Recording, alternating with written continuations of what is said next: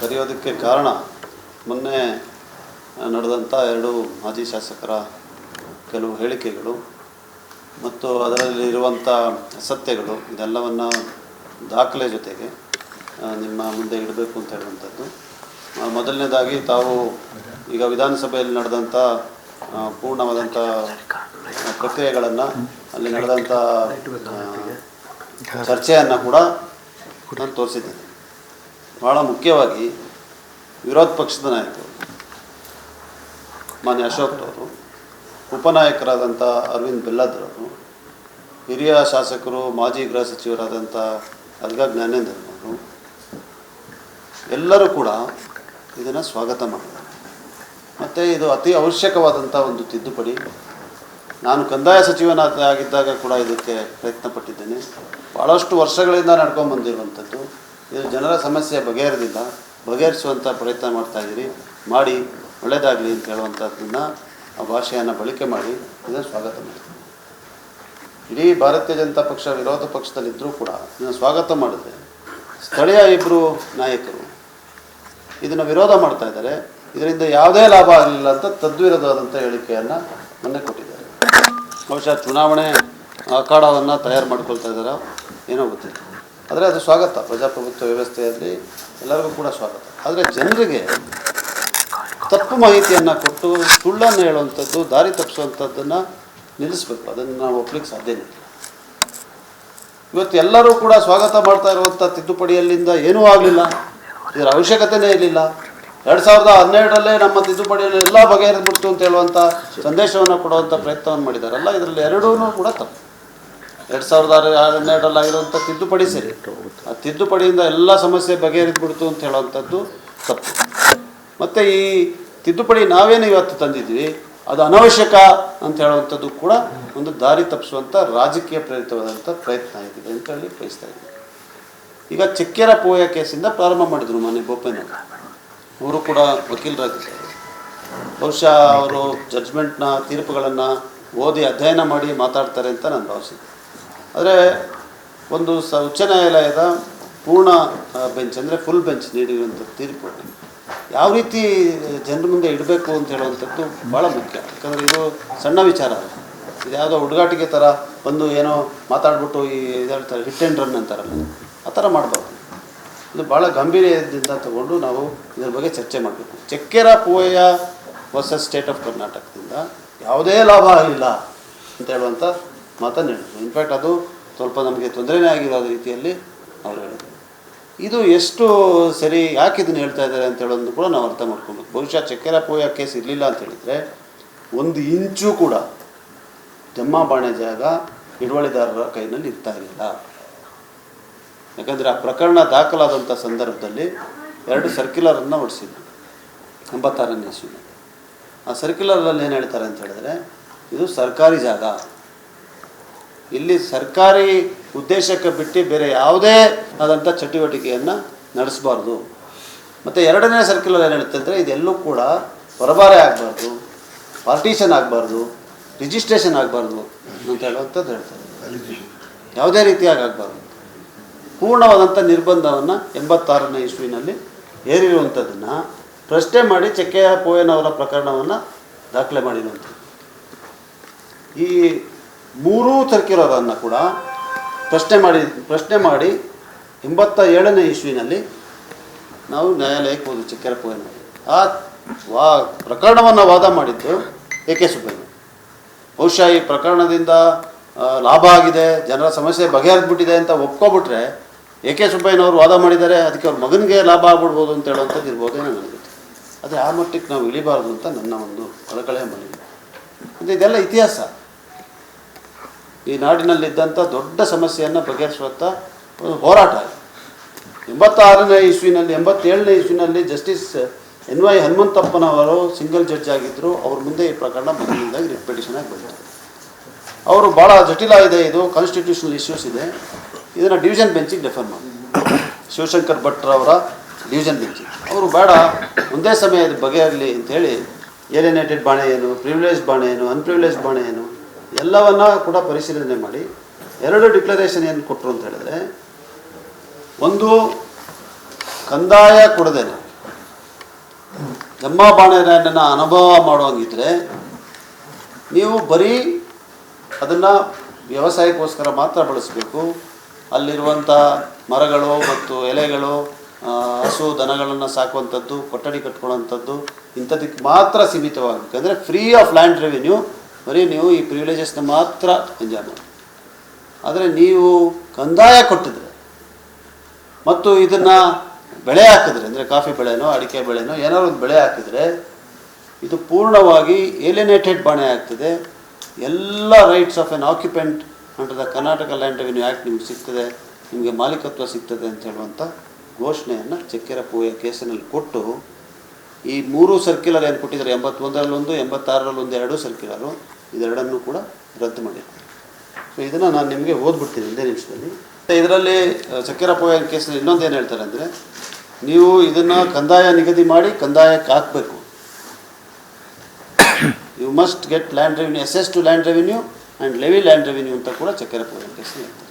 ಇದೊಂದು ಡಿಕ್ಲರೇಷನ್ ಓದ್ತೀನಿ. It is declared that alienated Jamma lands, Bane lands, which have ceased to be appendage to the work for servicing of which they were earlier held, and which are put under cultivation and are fully assessed to land revenue, will be held by the holders of such alienated Jamma Bane lands as holders of occupancies of unalienated, fully assessed lands, and such occupants will be entitled to all the rights and subject to all obligations of occupant holders governed by the provisions of the Karnataka Land Revenue Act 1964 and rules made thereunder. ಅಂದರೆ ಎಲ್ಲ ಹಿಡುವಳಿದಾರರ ಹಕ್ಕು 1964 ಆ್ಯಕ್ಟ್ನಲ್ಲಿ ಏನು ಸಿಕ್ಕಿದೆ ಅಂದರೆ, ಈ ರಾಜ್ಯದ ಬೇರೆ ಜಾಗದಲ್ಲಿರುವಂಥ ಹಿಡುವಳಿದಾರರಿಗೆ ಏನು ಹಕ್ಕಿದೆ ಅದೇ ಹಕ್ಕನ್ನು ಜಮ್ಮ ಬಾಣೆ ಲ್ಯಾಂಡ್ ಹೋಲ್ಡರ್ಸ್ಗೂ ಕೂಡ ಕೊಟ್ಟರು. ನೀವು ಇದನ್ನು ಕಲ್ಟಿವೇಷನ್ ಮಾಡಿ ಅಸೆಸ್ಮೆಂಟ್ ಮಾಡಿಕೊಂಡ್ರೆ ಸಾಕು ಅಂತ ಡಿಕ್ಲರೇಷನ್ನ ಚಕ್ಕೆರೆ ಪೂಯ ಕೇಸನ್ನು ಕೊಟ್ಟು, copy annexure D, copy of the revenue commissioners, ಇದು ಡೇಟೆಡ್ 1981, ಆಮೇಲೆ 1986 Annexure E is hereby quashed ಅಂತ ಬರೆದು ಮಾಡೋದು. So far as prayer for quashing Annexure F is concerned, Deputy Commissioner Kodugudisi has issued direction to the sub-registrars functioning under the Registration Act not to register the sale deeds relating to lands held on Jamma tenures. It is obvious such a direction cannot be issued. The memo Annexure F is therefore quashed. So ಇದು ಚಕ್ಕೆರೆ ಪೂಯ ಕೇಸ್ನಲ್ಲಿ ದಾಖಲೆ ಆಗಿರುವಂಥ ಒಂದು ತೀರ್ಪು. ಇದರಿಂದ ಏನೂ ಆಗಲಿಲ್ಲ ಅಂತ ಹೇಳ್ತಾ ಇದ್ದಾರಲ್ಲ ಗೋಪಯ್ಯನವರು. ಅಂದರೆ ಅವತ್ತು Annexure F ಆಗ ಉಳ್ಕೊಬಿಟ್ಟಿದೆ ಅಂದರೆ ಏನಾಗಿರೋದು ಪರಿಸ್ಥಿತಿ? ಕಂದಾಯ ನಿಗದಿ ಮಾಡಿ ಅಂತ ಆದೇಶ ಕೊಟ್ಟಿರೋದು ಚಕ್ಕೆರೆ ಪೂಯ ಕೇಸ್ನಲ್ಲಿ. ಅದರ ನಂತರ ನೀವು ಇದನ್ನು ಬೆಳೆ ಬೆಳೆಸಿದ್ರೆ, ಇದನ್ನು ವ್ಯವಸಾಯ ಮಾಡಿದ್ರೆ ಪೂರ್ಣವಾದಂಥ ಹಕ್ಕು ನಿಮಗೆ ಸಿಗ್ತದೆ ಅಂಥೇಳಿ ಕೊಟ್ಟಿರೋಂಥ ಎರಡೂ ಅವರ ಅವತ್ತೇನು ಕೊಟ್ಟಿದ್ದನ್ನು ವಾಶ್ ಮಾಡಿ. This is the Chakkere Pooya case. ಇದಿರಲಿಲ್ಲ ಅಂದರೆ ಇದು ಜಾಗ ಸರ್ಕಾರಿ ಜಾಗ ಅಂತೇನು ಆದೇಶ ಹೊರಡಿಸಿತ್ತು, ಆದೇಶ ಉಳಿದಿರೋದು. ಇದು ಒಬ್ಬ ನ್ಯಾಯವಾದಿ ತೀರ್ಪನ್ನ ಓದಿ ಅರ್ಥ ಮಾಡ್ಕೊಳಕ್ಕಾಗಲಿಲ್ಲ ಅಂತ ಹೇಳೋದು ನಾನು ನಂಬಲಿಕ್ಕೆ ಸಾಧ್ಯ ಆಗ್ತದೆ. ಆಮೇಲೆ ಇದು ಮೊನ್ನೆವರೆಗೂ ಈ ತೀರ್ಪಿನ ಬಗ್ಗೆ ಒಳ್ಳೆಯದೇ ಮಾತಾಡ್ತಾರೆ. ಈಗ ಇದರ ನಂತರ ಏನಾಯಿತು ಅಂತ ಹೇಳುವಂಥದ್ದು ಭಾಳ ಮುಖ್ಯ. ಇದರ ನಂತರ 1993ನೇ ಇಸ್ವಿನಲ್ಲಿ ಇದು ಬಂತು. 96ಕ್ಕೆ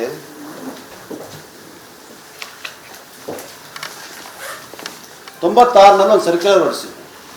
ಆ ಸರ್ಕ್ಯುಲರಲ್ಲಿ ಏನು ಹೇಳಿದ್ರು ಅಂದರೆ, 18/12/96ರಲ್ಲಿ ಈ ಕೆಳಗಿನಂತೆ ನಿರ್ದೇಶನ ನೀಡಲಾಗಿದೆ. ಸಾಗುವಳಿ ಮಾಡಿ ಕಂದಾಯ ನಿಗದಿಯಾದ ಜಮ್ಮಮಾಣೆ ಜಾಗವನ್ನು ಪರಭಾರೆ ಮೇರೆಗೆ ಪಡೆದ ವ್ಯಕ್ತಿಯು ಕರ್ನಾಟಕ ಭೂ ಕಂದಾಯ ಕಾಯ್ದೆ 1966ರ ವಿಧಿ 129ರ ರೀತಿ ತನ್ನ ಅರ್ಜಿಸಿದ ಹಕ್ಕು ಬದಲಾವಣೆ ರಿಜಿಸ್ಟರ್ನಲ್ಲಿ ದಾಖಲಿಸಲು ಹಕ್ಕುಳ್ಳವನಾಗಿರುತ್ತಾನೆ. ಸಾಗುವಳಿಯಾದ ಜಾಗ ಕಂದಾಯಕ್ಕೆ ಬಾರದಿದ್ದಲ್ಲಿ ಸದರಿ ಜಾಗವನ್ನು ಕಂದಾಯಕ್ಕೆ ತರಲು ಕ್ರಮ ಜರುಗಿಸಲು ಸೂಚಿಸಿದೆ. This is in 1996 based on Chakkere Pooya's case. Circular ಹೇಳ್ತಾರೆ, ಚಕ್ಕೆರೆ ಪೂಯ ಕೇಸ್ ಆದೇಶದ ಅನ್ವಯ RTC ದಾಖಲೆ ಮಾಡಿ ಯಾರ್ಯಾರ ಹೆಸರಲ್ಲಿದೆ, ಯಾರು ಕೊಂಡ್ಕೊಂಡಿದ್ದಾರೆ, ಯಾರು ಪಾರ್ಟಿಷನ್ ಆಗಿದ್ದಾರೆ ಅಂತ ಹೇಳುವಂಥದ್ದನ್ನು, ಮತ್ತು ಕಂದಾಯ ನಿಗದಿ ಆಗದೇ ಇರುವಂಥ ಜಾಗಕ್ಕೆ ಕಂದಾಯ ನಿಗದಿ ಮಾಡಿ ಅಂತೇಳಿ 1996ರಲ್ಲಿ 18/12/96ರ ಸರ್ಕ್ಯುಲರ್ ಇದೆ. ಬೇಸ್ಡ್ ಆನ್ ಜಡ್ಜ್ಮೆಂಟ್ 96ರಿಂದ ಇದೇ ಪದ್ಧತಿ ನಡ್ಕೊಂಬಂದಿದೆ. 2006ರಲ್ಲಿ ಇದನ್ನು ಅವ್ರು ಹೇಳ್ತಾ ಇದ್ರು, ಧರ್ಮಸಿಂಗ್ ಅವ್ರ ಸರ್ಕಾರ ಎಲ್ಲ ಇವರೇ ಏನು ಎಲ್ಲ ಇವರೇ ಅಂದರೆ 96ರಲ್ಲಿ ಮಾಡಿದವರು ಯಾರು? 2006ರಲ್ಲಿ 31/10/2006ರಲ್ಲಿ ಜಾಮದಾರ್ ಅಂತ ಹೇಳುವಂಥ ರೆವಿನ್ಯೂ ಸೆಕ್ರೆಟರಿ ಅಂದಿದ್ದಂಥವರು ಮಾನ್ಯ ಧರ್ಮಸಿಂಗ್ ಅವರ ಸಮ್ಮಿಶ್ರ ಸರ್ಕಾರ ಇತ್ತು.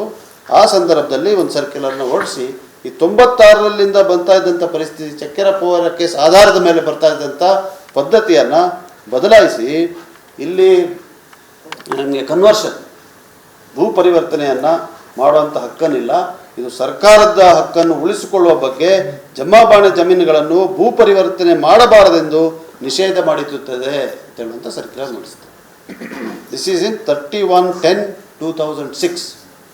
ಈ ಸರ್ಕ್ಯುಲರ್ನ ನಮ್ಮ ಸರ್ಕಾರ ಬಂದ ಮೇಲೆ ನಾವು ಅಲ್ಲಿ ಹೋದ್ವಿ, ಅದ್ಯಾವುದೋ ರಾಜ್ಯೋತ್ಸವ ಅದನ್ನೇ ಬಹಿಷ್ಕಾರ ಹಾಕ್ಬಿಟ್ವಿ, ಹಿಂದಕ್ಕೆ ಪಡೆದ್ಬಿಟ್ರು ಅಂತ. ಯಾವಾಗ ಇದು ಹಿಂದಕ್ಕೆ ಪಡೆದಿರೋದು ಗೊತ್ತಾ ಇದನ್ನು? ಹಿಂದಕ್ಕೆ ಪಡೆದಿರೋದು 16/1/2007ರಲ್ಲಿ. ಅಂದು ಸಮ್ಮಿಶ್ರ ಸರ್ಕಾರ ಬದಲಾಗಿ ಮೊನ್ನೆ ಕುಮಾರಸ್ವಾಮಿ ಅವರ ನೇತೃತ್ವದ ಸರ್ಕಾರ ಇತ್ತು. ಆ ಸರ್ಕಾರ ಇದ್ದಾಗ ಇದರಲ್ಲಿ ದಿನಾಂಕ 31/10/2006 ಸುತ್ತೋಲೆಯ ನಿರ್ದೇಶನಗಳನ್ನು ರೆಡೀಮ್ ಬಾಣೆ ಜಾಗಗಳಿಗೆ 28/7/2007 ಇದರಲ್ಲಿ ಸರ್ಕಾರವು ನೇಮಿಸಿರುವ ಉನ್ನತ ಮಟ್ಟದಲ್ಲಿ ಮಾಡಿ ಈ 31/10/2006 ಸುತ್ತೋಲೆಗಳನ್ನು ಸರ್ಕಾರವು ಹಿಂದಕ್ಕೆ ಪಡೆದುಕೊಂಡಿರುತ್ತದೆ. 28/7/2007 ಜಾತ್ಯತೀತ ಜನತಾದಳದ ನೇತೃತ್ವದ ಸರ್ಕಾರ ಇದ್ದಂಥ ಸಂದರ್ಭದಲ್ಲಿ ಈಗ ತಾನೇ ಮಾನ್ಯ ಅರುಣ್ ಮಾಚೇನವರು ಬಂದಿದ್ದಾರೆ, ಅವರು ವಿಧಾನ ಪರಿಷತ್ನ ಸದಸ್ಯರಾಗಿದ್ದರು. ಬಹುಶಃ ಅವರಿಗೆ ಇದರ ಅರಿವಿಕೆ ಜಾಸ್ತಿ ಇರ್ಬೋದು, ಆದರೆ ನನಗೆ ಗೊತ್ತಿರುವಂತೆ ಅವರ ಒತ್ತಡದ ಮೇಲೇ ಇದನ್ನು ವಾಪಸ್ ಪಡ್ಕೊಂಡು ಈ ಸರ್ಕಾರ ಇರಲಿಲ್ಲ. 2010ರಲ್ಲಿ ಯಾರ ಸರ್ಕಾರ ಇತ್ತು? BJP ಸರ್ಕಾರ ಇತ್ತು. ಮಾನ್ಯ ಯಡಿಯೂರಪ್ಪನವರು ಮುಖ್ಯಮಂತ್ರಿಗಳಾಗಿದ್ದರು. ಇವರು ಸುದೀರ್ಘ ಕಾಲ 20-25 ವರ್ಷ ಇಲ್ಲಿ ಶಾಸಕರಾಗಿದ್ದಾರಲ್ಲ, ಜನರ ಆಶೀರ್ವಾದ ಇರಲಿ, ನಾವೇನು ಅದನ್ನು ತಪ್ಪು ಅಂತ ಹೇಳೋಕ್ಕಾಗೋದಿಲ್ಲ. ಇದ್ರಲ್ಲ ಇವರು ಜವಾಬ್ದಾರಿ ಇದೆಯಲ್ಲ. 2010ರಲ್ಲಿ ಹೊಸ ಸರ್ಕ್ಯುಲರ್ ಹೊರಡಿಸಿದ್ರು. ಇದು ನೋಡಿ, ಇದು ಯಾವ ಥರ ಇದೆ ಅಂತ. ಭೂ ಕಂದಾಯ ಕಾಯ್ದೆ 1964 column 75-79/2 relates to timber in forest area. ಇದನ್ನು ಅನ್ವಯಿಸಿ ವಿಶೇಷ ಹಕ್ಕಿನ ಜಮೀನುಗಳಾದ ಕುಮ್ಕಿ, ಸೊಪ್ಪಿನ ಬೆಟ್ಟ, ಬಾಣೆಗೂ ಕುಮ್ಕಿಗೂ ಸೊಪ್ಪಿನ ಬೆಟ್ಟಕ್ಕೂ ಹೋಲಿಕೆ ಇದೆಯಾ? ಎಷ್ಟು ಚಕ್ಕೆರೆ ಪೋಯಸ್ ಕೇಸ್ ಇದು ಸಾಧ್ಯ ಇದೆಯಾ? ಇವರಿದ್ರಲ್ಲ, ಬಾಣೆ, ಬೆಟ್ಟಿನ ಸೊಪ್ಪು, ಜಮ್ಮ ಬಾಣೆಗಳಂಥ ಜಮೀನುಗಳನ್ನು ಸಾರ್ವಜನಿಕ ಉದ್ದೇಶಕ್ಕೆ ಹೊರತುಪಡಿಸಿ ವಿರಿಕ್ತಗೊಳಿಸತಕ್ಕದ್ದಲ್ಲ ಎಂದು ತಿಳಿಸಲಾಗಿರುತ್ತದೆ. ಅಂದರೆ it's only meant for public purpose ಅಂತೇಳಿ ಸರ್ಕ್ಯುಲರ್ ಹೊರಡಿಸಿದ್ರು 11/2/2010. ಸರ್ಕಾರಗಳು ಬರ್ತದೆ, ಸರ್ಕಾರಗಳು ಹೋಗ್ತದೆ, ಸುಮ್ಮನೆ ಬೆರಳು ತೋರಿಸುವಂಥ ಕೆಲಸವನ್ನು ಮಾಡಬಾರ್ದು. ಇದು 2010ರಲ್ಲಿ ಇವರು ಇದು ಬದಲಾಯಿಸಿರುವಂಥದ್ದು. ನಂತರ ಇಲ್ಲಿಂದ ನಮ್ಮ ಡೆಪ್ಯೂಟಿ ಕಮಿಷನರ್ ಅವರು ಪತ್ರ ಬರೀತಾರೆ, ಭಾಳ ಇಂಪಾರ್ಟೆಂಟ್ ಇದೆ. ಆ ಪತ್ರ ಯಾವಾಗ ಬರೀತಾರೆ ಅಂತ ಹೇಳಿದ್ರೆ, ಡೆಪ್ಯೂಟಿ ಕಮಿಷನರು 14/7/2010 11/2/2010 ನಾನು ಓದಿರೋ ಸರ್ಕ್ಯುಲರ್ ಬಂದಮೇಲೆ 17/4/2010 ಅವ್ರೇನು ಹೇಳ್ತಾರೆ ಅಂದರೆ, ಬೇರೆ ಬೇರೆ ಸಂಘ ಸಂಸ್ಥೆಗಳೆಲ್ಲ ಇದು ಹೋರಾಟಕ್ಕೆ ಇಳಿದ್ಬಿಟ್ಟಿದ್ದಾರೆ, ಇದೆಲ್ಲ ಬೀದಿಗೆ ಬಂದ್ಬಿಡ್ತದೆ, ಕಾನೂನು ಸುವ್ಯವಸ್ಥೆಗೆ ತೊಂದರೆ ಆಗ್ತದೆ, ಅದರಿಂದ ದಯವಿಟ್ಟು ಇದನ್ನು ಹಿಂದಕ್ಕೆ ಪಡೀರಿ ಅಂತೇಳಿ ಒಂದು ಪತ್ರ ಬರೀತಾರೆ. 17/4/2010 ಡೆಪ್ಯೂಟಿ ಕಮಿಷನರ್ ರೈಟ್ಸ್ ಲೆಟರ್. ಅದರ ಆಧಾರದ ಮೇಲೆ 3/5/2010 ತಾತ್ಕಾಲಿಕವಾಗಿ ಇದನ್ನು ಎನ್ಫೋರ್ಸ್ ಮಾಡಬೇಡಿ, ಸ್ಥಗಿತಗೊಳಿಸಿ, ಜಾರಿಗೆ ತರಬೇಡಿ.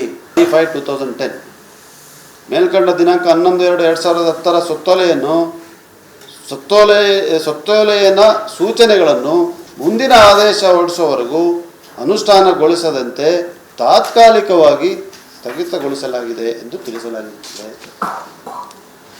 ಈಗ ನಾನು 86ರಿಂದ 2010ವರೆಗೂ ಆಗಿರುವಂಥದ್ದಕ್ಕೆ ಬಂದು ತಲುಪಿದ್ದಿಲ್ಲ.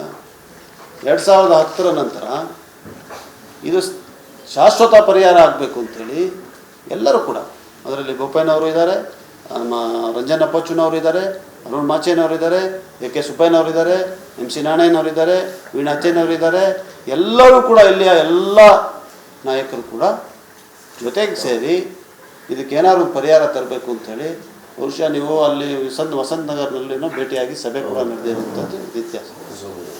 ಇದರ ನಂತರ ತಿದ್ದುಪಡಿಯನ್ನು ತಂದರು. ಇದು 2000 ಆ್ಯಕ್ಟ್ 2011, ಬಟ್ ತಿದ್ದುಪಡಿ 2012ರಲ್ಲಿ ಜಾರಿಗೆ. ಆಗ ಅವ್ರದ್ದೇ ಸರ್ಕಾರ ಇದ್ದಿತ್ತು, ಬೋಪಯ್ಯನವರು ಸ್ಪೀಕರ್ ಆಗಿತ್ತು, ಅದು ಕೂಡ ಹೋಗ್ತೀನಿ. ನಮ್ಮ ಇವರು ಸೋಮಾರಪೇಟೆ ಅವರು ರಂಜನ್ ಅಪ್ಪಚ್ಚನವರು ಶಾಸಕರಾಗಿದ್ದರು. ಈ ತಿದ್ದುಪಡಿ ಏನು ತಂದರು ಅಂತ ಹೇಳೋದು ಭಾಳ ಮುಖ್ಯ. ಆಕ್ಯುಪೆಂಟ್ ಎಂಬಂಥ ಸಬ್ಜೆಕ್ಟ್ ಏನು ಡೆಫಿನೇಷನ್ ಇದೆ, section 2 sub clause 20 definition of ಆಕ್ಯುಪೆಂಟ್ಗೆ ಒಂದು ಎಕ್ಸ್ಪ್ಲನೇಷನ್ ತಂದು. ಮೊದಲು ಎಕ್ಸ್ಪ್ಲನೇಷನಲ್ಲಿ ಏನಿತ್ತು ಅಂದರೆ land holders of Coorg district ಅಂತ ಇತ್ತು. ಇವರು land holders of Coorg district including ಜಮ್ಮಾಬಾಣೆ ಹೋಲ್ಡರ್ಸ್ ಅಂತ ಹೇಳುವಂಥ ತಿದ್ದುಪಡಿ. ಈ ಆಕ್ಯುಪೆಂಟ್ ಎಂಬಂಥ ಶಬ್ದಕ್ಕೆ ತಿದ್ದುಪಡಿ ತರೋದಕ್ಕೆ ಅಧಿಕಾರ ಎಲ್ಲಿಂದ ಬಂತು ಅಂತ ಹೇಳಿದ್ರೆ, ಚಕ್ಕೆರೆ ಪೋಯ ಕೇಸ್ನಲ್ಲಿ ಇವರು occupant under land revenue act ಅಂತೇಳಿ ಡಿಕ್ಲರೇಷನ್ ಕೊಟ್ಟಿದ್ರಲ್ಲ, 96ರಲ್ಲಿ ಆ ಸರ್ಕ್ಯುಲರ್ ಕೂಡ ಹೊಡಿಸಿದ್ರಲ್ಲ, ಅದರ ಆಧಾರದ ಮೇಲೆ ಇದೇ ಬಂದಿರೋದು. ಅಂದರೆ ನ್ಯಾಯಾಂಗದಲ್ಲಿ ಕೊಡೋ ತೀರ್ಪನ್ನು ಶಾಸಕಾಂಗಕ್ಕೆ ತಂದು ಅದನ್ನು ಕಾನೂನಾಗಿ ಜಾರಿಗೊಳಿಸುವಂಥದ್ದು ಇದೊಂದು ಸಂವಿಧಾನಿಕವಾದಂಥ ನಡೆ. ಈಗ ಪಾಸ್ಪೋರ್ಟ್ ಆ್ಯಕ್ಟ್ ಇದೆ, ಪಾಸ್ಪೋರ್ಟ್ ಆ್ಯಕ್ಟೇ ಇರಲಿಲ್ಲ ಈ ದೇಶದಲ್ಲಿ. ನಮ್ಮ ಸರ್ವೋಚ್ಚ ನ್ಯಾಯಾಲಯ ಪಾಸ್ಪೋರ್ಟ್ಗಳನ್ನು ಕೊಡಬೇಕು ಅಂತೇಳಿ ಆದೇಶ ಮಾಡಿದ ನಂತರ ಪಾಸ್ಪೋರ್ಟ್ ಆ್ಯಕ್ಟ್ನ 1961ನಲ್ಲಿ ಜಾರಿಗೆ ತಂದಿದೆ. ಸೊ ಈ ರೀತಿಯಾಗಿ ನ್ಯಾಯಾಲಯಗಳು ಕೊಡುವಂಥ ತೀರ್ಪನ್ನ ಶಾಸಕಾಂಗಕ್ಕೆ ತಂದು ಅದನ್ನು ಕಾನೂನು ಮಾಡುವಂಥದ್ದು ಪ್ರಕ್ರಿಯೆ ನಡೀತಾ ಇರ್ತದೆ. ಜಡ್ಜ್ಮೆಂಟ್ ಲಾಗೆ ಸ್ಯಾಂಟಿಟಿ ಕೊಡುವಂಥದ್ದು ಬೈ ಲೆಜಿಸ್ಲೇಷನ್ ಮಾಡ್ತಾರೆ. ಚಕ್ಕೆರೆ ಪೋಯ ಕೇಸ್ನಲ್ಲಿ ಕೊಟ್ಟಂಥ ಆದೇಶದ ಅನ್ವಯನೇ ಆಕ್ಯುಪೆಂಟ್ ಎಂಬಂಥ ಶಬ್ದಕ್ಕೆ ತಿದ್ದುಪಡಿ ಮಾಡಿದ್ರೆ ಇದಕ್ಕೆ ಬಹುಶಃ ಪರಿಹಾರ ಸಿಗುತ್ತೆ ಅಂತೇಳಿ ತಿದ್ದುಪಡಿ ಅಂತ, ಕಂದಾಯ ನಿಗದಿ ಮಾಡಿ ಅಂತೇಳಿ ತಿದ್ದುಪಡಿ ಅಂತಂದು. ಅಂದರೆ ಯಾವುದು ಸರ್ಕ್ಯುಲರ್ ರೂಪದಲ್ಲಿತ್ತು 96ರಲ್ಲಿ, ನಂತರ ಇವರು ವಾಪಸ್ ಪಡೆದ್ರು, ಅದಕ್ಕೆ ಕಾನೂನು ಥರದಲ್ಲಿ ಜಾರಿಗೆ ತರುವಂಥ ಕೆಲಸವನ್ನು ಮಾಡಿ ಇದರಿಂದ ಶಾಶ್ವತವಾದಂಥ ಎಲ್ಲ ಪರಿಹಾರ ಆಗೋಯ್ತು 2012ರಿಂದ ಅಂತ ಹೇಳುವಂಥ ವಾದ. ಅದು ಇದು ವಿಖಂಡವಾದ. ಯಾಕೆಂದರೆ ಇದು 96ರಿಂದನೇ ಇದೆ ಇದು ಪರಿಸ್ಥಿತಿ. 2006ರ ಸರ್ಕ್ಯುಲರು, 2010ರ ಸರ್ಕ್ಯುಲರ್ ಬರೋವರೆಗೂ ಇದೇ ಇದ್ದಿತ್ತು. ಅಮೆಂಡ್ಮೆಂಟ್ನ ಸರ್ಕ್ಯುಲರ್ ರೂಪದಲ್ಲಿತ್ತು. ಅಮೆಂಡ್ಮೆಂಟ್ ತಂದಿರೋದು ಭಾಳ ಒಳ್ಳೆಯದು, ಅದ್ರ ಬಗ್ಗೆ ಎರಡನೇ ಮಾತೇ ಇಲ್ಲ. ಅದನ್ನು ನಾನು ವಿರೋಧಿಸ್ತಾ ಇಲ್ಲ, ಅದನ್ನು ಸ್ವಾಗತ ಮಾಡ್ತಾ ಇದ್ದೀನಿ. ಅದರಿಂದ ಪರಿಹಾರಕ್ಕೆ ಒಂದು ಒಳ್ಳೆಯ ಹೆಜ್ಜೆ ಆಗಿದೆ ಅಂತಲೂ ಕೂಡ ನಾನು ಅವ್ರ ಥರ ಮಾತಾಡೋಕ್ಕೆ ಹೋಗಿದ್ದೆ. ನಂತರ ಏನಾಯಿತು, ಯಾಕಿದು ಈ ಪರಿಸ್ಥಿತಿ ಇವತ್ತು ನಾವು ಎದುರಿಸ್ತಾ ಇದ್ದೀವಿ ಅಂತ ಹೇಳೋದು ಭಾಳ ಮುಖ್ಯ ಅಲ್ವಾ. ಕಂದಾಯ ನಿಗದಿ ಆಗಿದೆ ಅಂತ ನಿಗದಿ ಮಾಡಿ ಅಂತ 80 ಸೆಕ್ಷನ್ 80ಗೆ ಡೈರೆಕ್ಷನ್ ಇದೆ. ಸೆಕ್ಷನ್ 80ನಲ್ಲಿ ನಿಗದಿ ಆಗಿದೆಯಾ? ಇವತ್ತು ಕೂಡ ನಾನು ಇವತ್ತು ಬೆಳಿಗ್ಗೆ ತಗೊಂಡಿರುವಂಥ ದಾಖಲೆಗಳ ಪ್ರಕಾರ ಇವತ್ತಿಗೂ 22,941 ಎಕರೆ ಜಾಗ ಇಡೀ ಕೊಡಗು ಜಿಲ್ಲೆಯಲ್ಲಿ ಕಂದಾಯ ನಿಗದಿ ಆಗದೆ ಇರೋದು.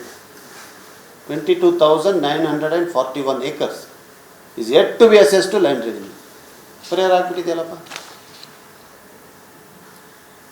ಮತ್ತು ಆಕ್ಯುಪೆಂಟ್ ಅಂತ ಡಿಕ್ಲೇರ್ ಆಯಿತು. ಆದರೆ ಕೂರ್ಗ್ ಲ್ಯಾಂಡ್ ರೆವಿನ್ಯೂ ರೆಗ್ಯುಲೇಷನ್ಸ್ನಲ್ಲಿ ಒಂದು ಪದ್ಧತಿ ಇದೆ. ಅದರಲ್ಲಿ ಏನು ಹೇಳ್ತಾರೆ ಅಂತ ಹೇಳಿದ್ರೆ, ಜಮ್ಮಾಬಂದಿ ಅಂತ ತೋರಿಸ್ತಾ ಇದೆ. ಜಮ್ಮಾಬಂದಿನಲ್ಲಿ ಒಂದು ಕಾಲಮ್ ನಂಬರ್ 3 ಇದೆ. ಕಾಲಮ್ ನಂಬರ್ 3ನಲ್ಲಿ ಪಟ್ಟೆದಾರನ ಹೆಸರನ್ನ ಹಾಕಲಿಕ್ಕೆ ಅವಕಾಶ ಇದೆ. RTCನಲ್ಲಿ ಇಲ್ಲ. RTCನಲ್ಲಿ ತಾವು ನೋಡಿರ್ತೀರ, ಕಾಲಮ್ 3ನಲ್ಲಿ ಟೋಟಲ್ ಏಕರೇಜ್ ಇರುತ್ತೆ. ಸರ್ವೆ ನಂಬರ್ 1ರಲ್ಲಿ 100 ಎಕರೆ ಇದೆ, 100 ಇರುತ್ತೆ. ಆಮೇಲೆ 4, 5, 6, 7, 8, 9ನಲ್ಲಿ ಹಕ್ಕುದಾರರು, 12ರಲ್ಲಿ ಕಬ್ಜೆದಾರರು, ಯಾರು ವ್ಯವಸಾಯ ಏನು ಬೆಳೆ ಇದೆ ಅಂತ ಕೆಳಗಡೆ ಬರ್ತಿದೆ. ಇದು RTC. ಇದರಲ್ಲಿ ಪಟ್ಟೆದಾರನ ಹೆಸರು ಹಾಕೋಕ್ಕಿಲ್ಲ. 2000 ಇಸ್ವಿನಲ್ಲಿ ಇಲ್ಲಿ ಒಬ್ಬ ಜಿಲ್ಲಾಧಿಕಾರಿಗಳು ಯಾರಿದ್ರು 2000ನಲ್ಲಿ, ಅವರೇನು ಮಾಡಿದ್ರು, ಕಂಪ್ಯೂಟರೈಸೇಷನ್ ಆಯಿತು RTC. 1964, 92ರ ತೀರ್ಪು, ಸರ್ಕ್ಯುಲರು, ನಂತರ ತಿದ್ದುಪಡಿ ಇದೆಲ್ಲ ಆದರೂ ಕೂಡ ನಾವು ಜಮ್ಮಾಬಂದಿ ಪದ್ಧತಿನೇ ಪಾಲನೆ ಮಾಡ್ಕೊಂಡು ಬರ್ತಾಯಿತ್ತು 2000 ಇಸ್ವಿವರೆಗೂ. ಜಮ್ಮಾಬಂದಿನಲ್ಲಿ ಕಾಲಮ್ 3ನಲ್ಲಿರುವಂಥ ಪಟ್ಟೆದಾರನ ಹೆಸರನ್ನು ತಥಾಗಿ RTCನಲ್ಲಿ ನಮೂದು ಮಾಡಿ ಅಂತ ಹೇಳಿ 2000ರಲ್ಲಿ ಒಂದು ಸರ್ಕ್ಯುಲರ್ ಬಂತು, ಕಂಪ್ಯೂಟರೈಸ್ಡ್. ಎಲ್ಲಿಗೆ ಹಾಕಬೇಕು? ಕಾಲಮ್ 3 ಇಲ್ವಲ್ಲ ಇಲ್ಲಿ, ಪಟ್ಟೆದಾರನ ಹೆಸರು ಎಲ್ಲಿಗೆ ಹಾಕಬೇಕು? ಮತ್ತು ಪಟ್ಟೆದಾರನ ಕೆಳಗಡೆ ಇರುವಂಥ ಎಲ್ಲ ಅವರ ವಂಶಸ್ಥರು ಎಲ್ಲಿಗೆ ಹಾಕಬೇಕು? ಅದಕ್ಕೆ ಅವ್ರು ತೆಗೆದು ಕಾಲಮ್ 9ನಲ್ಲಿ ಹಾಕಿದ್ರು. ಕಾಲಮ್ 9 ಯಾವ ಕಾಲಮ್? RTCನಲ್ಲಿ ಹಕ್ಕುದಾರರ ಮಾಲೀಕನ ಹೆಸರು, ಮಾಲೀಕನ ಹೆಸರಿಗೆ ಪಟ್ಟೆದಾರನ ಹೆಸರು ಹಾಕ್ಬಿಟ್ರು RTCನಲ್ಲಿ. ಇದು ಬದಲಾಗಿದೆ ಇವತ್ತವರೆಗೂ, ಇದು ಬದಲಾಗಿದೆ. ಮತ್ತು ಜಸ್ಟಿಸ್ ಸೂರಜ್ ಗೋವಿಂದರಾಜ್ ಅಂತೇಳಿ ಒಬ್ಬರು ಸಿಂಗಲ್ ಜಡ್ಜ್ ಅವರು ಒಂದು ತೀರ್ಪನ್ನು ಕೊಟ್ಟಿದ್ದಾರೆ. 2024 ಕೊಟ್ಟಿದ್ದಾರೆ ತೀರ್ಪು. ಆ ತೀರ್ಪನ್ನು ಇಟ್ಕೊಂಡು ಭಾಳಷ್ಟು ಮಾತನ್ನು ಆಡ್ತಾರೆ. ಆ ತೀರ್ಪು ಜಡ್ಜ್ ಬರೆದಿರೋದು, ಸರ್ಕಾರ ಅಲ್ಲ. ನ್ಯಾಯಾಲಯಕ್ಕೆ ಕಾಂಗ್ರೆಸ್ಸು BJP JDS ಇಲ್ಲ. ನ್ಯಾಯಾಲಯ ಸಂವಿಧಾನದ ಅಡಿಯಲ್ಲಿ ತೀರ್ಮಾನಗಳನ್ನು ತಗೊಳ್ತದೆ. ಸೊ ಈ ಇದರಲ್ಲಿ ನ್ಯಾಯಾಲಯ ಮುಂದೆ ಹೋದವರ ಹೆಸರೆಲ್ಲ ನ್ಯಾಯಾಲಯಕ್ಕೆ ಯಾರು ಬೇಕಾದ್ರೂ ಹೋಗ್ತಾರೆ. ಅವ್ರೇನು ಫ್ಲಾಗ್ ಹಾಕ್ಕೊಂಡು ಹೋಗ್ತಾರಾ? Anybody can go. ನಾನು ಹೇಳಬೇಕಾದ್ರೆ ಈ ಪ್ರಕರಣವನ್ನು ವಾದ ಮಾಡಿದಂಥ ಲಾಯರ್ ಯಾರಿದ್ದಾರಲ್ಲ, ಅವರು ಮಹಿಳೆ ಸರೋಜಿನಿ ಮುತ್ತಣ್ಣ ಅವ್ರ ಕರ್ತವ್ಯ ಅವ್ರು ಮಾಡಿದ್ದಾರೆ. ನಾನೇನು ಅವ್ರ ಬಗ್ಗೆ ಆಪಾದನೆ ಮಾಡ್ತಾಯಿಲ್ಲ. ಅವ್ರು ಯಾವ ಪಕ್ಷದವರು? ಏನಾದರೂ ಅರ್ಥ ಅವರು BJP ಅಂತ ಹೇಳಿದ್ರೆ ಇದು BJP ಅವ್ರ ಪಿಟಿಷನ್ ಅಂತಾನೆ, ಇಲ್ಲಿ ಹೋದವರು ಕಾಂಗ್ರೆಸ್ನವರು ಅಂತ. ಇದೆಲ್ಲ ಯಾವುದು ಭಾಷೆ? ನ್ಯಾಯಾಲಯಕ್ಕೆ ಹೋಗ್ಬಾರ್ದಾ? ಸರಿಯೋ ತಪ್ಪು? ನಾನು ತಿದ್ದುಪಡಿನ 2012 ಆಗಿರೋದನ್ನು ನಾವೆಲ್ಲರೂ ಕೂಡ ಸ್ವಾಗತ ಮಾಡ್ತೀವಿ, ಅದನ್ನು ಒಪ್ತೀವಿ. ಅದು ಅವಶ್ಯಕತೆ ಇತ್ತು, ಖಂಡಿತವಾಗಿ ಅದನ್ನು ಒಪ್ಪೋಣ. ಆದರೆ ಇವರು ನ್ಯಾಯಾಲಯಕ್ಕೆ ಹೋಗ್ಬಾರ್ದಾ? ಹೋಗೋರು ಹೋಗ್ತಾರೆ. ನಾನು ಅಡಿಷನಲ್ ಅಡ್ವೊಕೇಟ್ ಜನರಲ್ ಆಗಿ ಇದೇ ಪ್ರಕರಣದಲ್ಲಿ ಅವ್ರ ವಿರುದ್ಧ ವಾದ ಮಾಡಿದ್ದೆ. ಆಮೇಲೆ ಈ ಪ್ರಕರಣ ತೀರ್ಮಾನ ಆಗಿರುವಂಥದ್ದು 2024 ಜುಲೈನಲ್ಲಿ 25/7/2024. ಇದನ್ನ ಯಾಕೆ ಪಾಲನೆ ಮಾಡಿಲ್ಲ? ಇದನ್ನೇ ಪಾಲನೆ ಮಾಡಿರೋದು ನಾವು. ಆಮೇಲೆ ಇದರಲ್ಲಿ ಅನೇಕ ಸೂಚನೆಗಳಿದೆ, ಸಲಹೆಗಳಿದೆ. ಆ ಅಮೆಂಡ್ಮೆಂಟ್ನ ಎತ್ತಿಡಿದ್ರು, ಸಂವಿಧಾನಿಕವಾಗಿದೆ ಅಂತ ಹೇಳಿದ್ರು. ಮತ್ತು ಭಾಳ ಮುಖ್ಯವಾಗಿ ಇಲ್ಲಿರುವಂಥ ಸಮಸ್ಯೆಗಳನ್ನು ಪರಿಹಾರ ಮಾಡಲಿಕ್ಕೆ ಕನ್ಸರ್ನ್ ಡಿಸ್ಟ್ರಿಕ್ಟ್ ಅಡ್ಮಿನಿಸ್ಟ್ರೇಷನ್, ದಯವಿಟ್ಟು ಇದನ್ನು ಗಮನಿಸಿ, district revenue authority is hereby directed to issue circular giving clarity and stating in detail the due process for entering the names in the revenue records. The amendment to subsection 20 of section 2 of the Karnataka into the revenue record vis-a-vis the amendment to subsection 20 of section 2 of the Karnataka Land Revenue Act, same to be complied within 30 days from the date of receipt of this order. ಯಾಕೆ 30 ದಿವಸ ಮಾಡಿಲ್ಲ? ನಾವು circular ಹೊರಡಿಸಿದ್ರೆ ಮತ್ತೆ ಇನ್ನೊಬ್ಬ ಜಿಲ್ಲಾಧಿಕಾರಿ ಬಂದು ಸರ್ಕಾರ ಹಿಂದಕ್ಕೆ ಪಡಿತಾರೆ. ಇದು ಕಾನೂನು ನಡಿನಲ್ಲೇ ಆಗಬೇಕು, ತಿದ್ದುಪಡಿ ಆಗಬೇಕು. ಮತ್ತು ಪಟ್ಟೆದಾರನ ಸಮಸ್ಯೆ, ಭೌತಿಕತೆ ಸಮಸ್ಯೆ, ಇದೆಲ್ಲವೂ ಕೂಡ ಬಗೆಹರಿಬೇಕು ಅಂತೇಳಿ ತಿದ್ದುಪಡಿಯನ್ನು ಮಾಡಬೇಕು. ನ್ಯಾಯಾಲಯ ಏನು ಹೇಳಿದೆ ಅವ್ರು ಓದ್ತಾ ಇದ್ರಲ್ಲ ಈ ತೀರ್ಪನ್ನು, ನ್ಯಾಯಾಲಯ ಏನು ಹೇಳಿದೆ ಅದನ್ನೇ ಮಾಡಿ. ಯಾವುದು section 20 sub clause 20 to section 2 and 80 ಒಂದು ಕಂದಾಯ ನಿಗದಿ ಮಾಡಿ, ಇನ್ನೊಂದು ಆಕ್ಯುಪೆಂಟು. ನಾನು ಈಗಾಗಲೇ ತಮಗೆ ಓದಿದ್ದೀನಿ. ಇದಾದಾಗ ಗವರ್ನರು ಕೊಡಲಿಲ್ಲ, ಅಸೆಂಟ್ ಕೊಡಲಿಲ್ಲ. ಭರದ್ವಾಜ್ರವರು ಗವರ್ನರ್ ಇದ್ದರು, ಸರ್ಕಾರ ಅವ್ರದ್ದಿತ್ತು.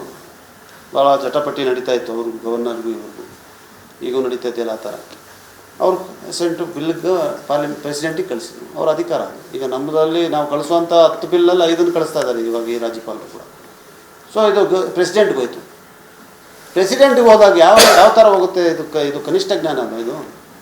ಯಾವ ಥರ ಹೋಗುತ್ತೆ? ನೇರವಾಗಿ ಲೆಟ್ರ್ ಹಾಕ್ಬಿಡ್ತಾರಾ ಗವರ್ನರು?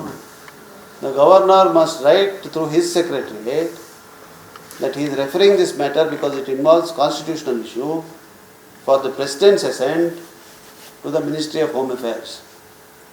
ಮಿನಿಸ್ಟ್ರಿ ಆಫ್ ಹೋಮ್ ಅಫೇರ್ಸ್ನಲ್ಲಿ ಒಂದು ಅಂಡರ್ ಸೆಕ್ರೆಟರಿಯಿಂದ ಹಿಡಿದು ಸೆಕ್ರೆಟರಿ ಲೆವೆಲ್ಗೆ ಬಂದು ಹೋಮ್ ಮಿನಿಸ್ಟ್ರಿಯಿಂದ ಪ್ರೆಸಿಡೆಂಟ್ಗೆ ಹೋಗಿ ಅವ್ರು ಏನು ಬರೆದಿರ್ತಾರೆ ಕಾನೂನು ಸಚಿವರಿಗೆ ಕಳಿಸಿ ಅಟಾರ್ನಿ ಜನರಲ್ಗೂ ಕಳಿಸುವಂಥ ಅವಕಾಶ ಇದೆ. ಯಾಕಂದರೆ ಇದು ಲೀಗಲ್ ಇಶ್ಯೂ ಕಂಪ್ಲೀಟ್ಲಿ.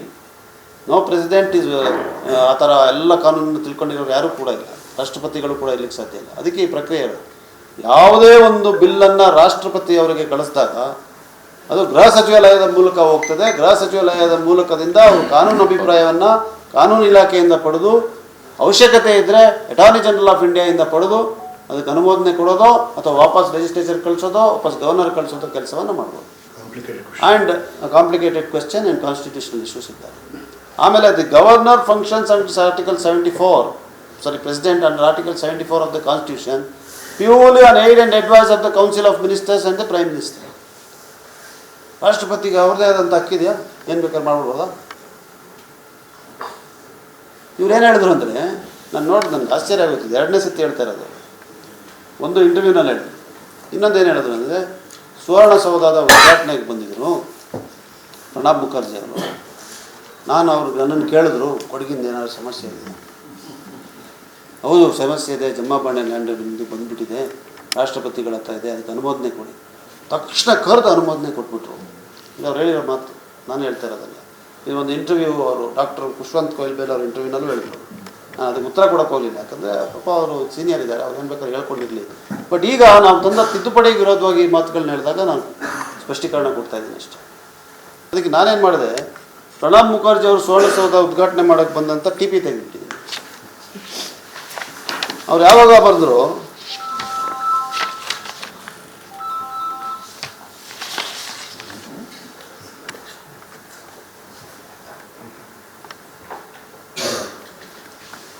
ಅವರು ಸುವರ್ಣಸೌಧದ ಉದ್ಘಾಟನೆಗೆ ಬಂದಿದ್ದು ಅಕ್ಟೋಬರ್ 11, 2012, 2012. ಅವರು ಜುಲೈ ಕೊನೆಯಲ್ಲಿ 26 ಜುಲೈ, ನನಗೆ ತಾರೀಕು ಸರಿ ಇದ್ದರೆ 26 ಜುಲೈಗೆ ಅವರು ರಾಷ್ಟ್ರಪತಿಗಳಾದರು ಪ್ರಣಬ್ ಮುಖರ್ಜಿ. ಅದಾಗಿ 2.5 ತಿಂಗಳಲ್ಲಿ ಸುವರ್ಣಸೌಧದ ಉದ್ಘಾಟನೆಗೆ ಅವ್ರು ಬಂದರು. ಇನಾಗ್ರೇಷನ್ 11/10/2012 ಆಯಿತು. ಅವರು 25/7/2012 ಪ್ರಧಾನಮಂತ್ರಿಗಳಾದರು, ರಾಷ್ಟ್ರಪತಿಗಳಾದರು. ಅವ್ರು ಇನಾಗ್ರೇಷನ್ಗೆ ಬಂದಂಥ ದಿವಸ ನೇರವಾಗಿ ಸಾಂಬ್ರಾ ಏರ್ಪೋರ್ಟ್ಗೆ ಬೆಳಗ್ಗೆ ಲ್ಯಾಂಡ್ ಆಗ್ತಾರೆ.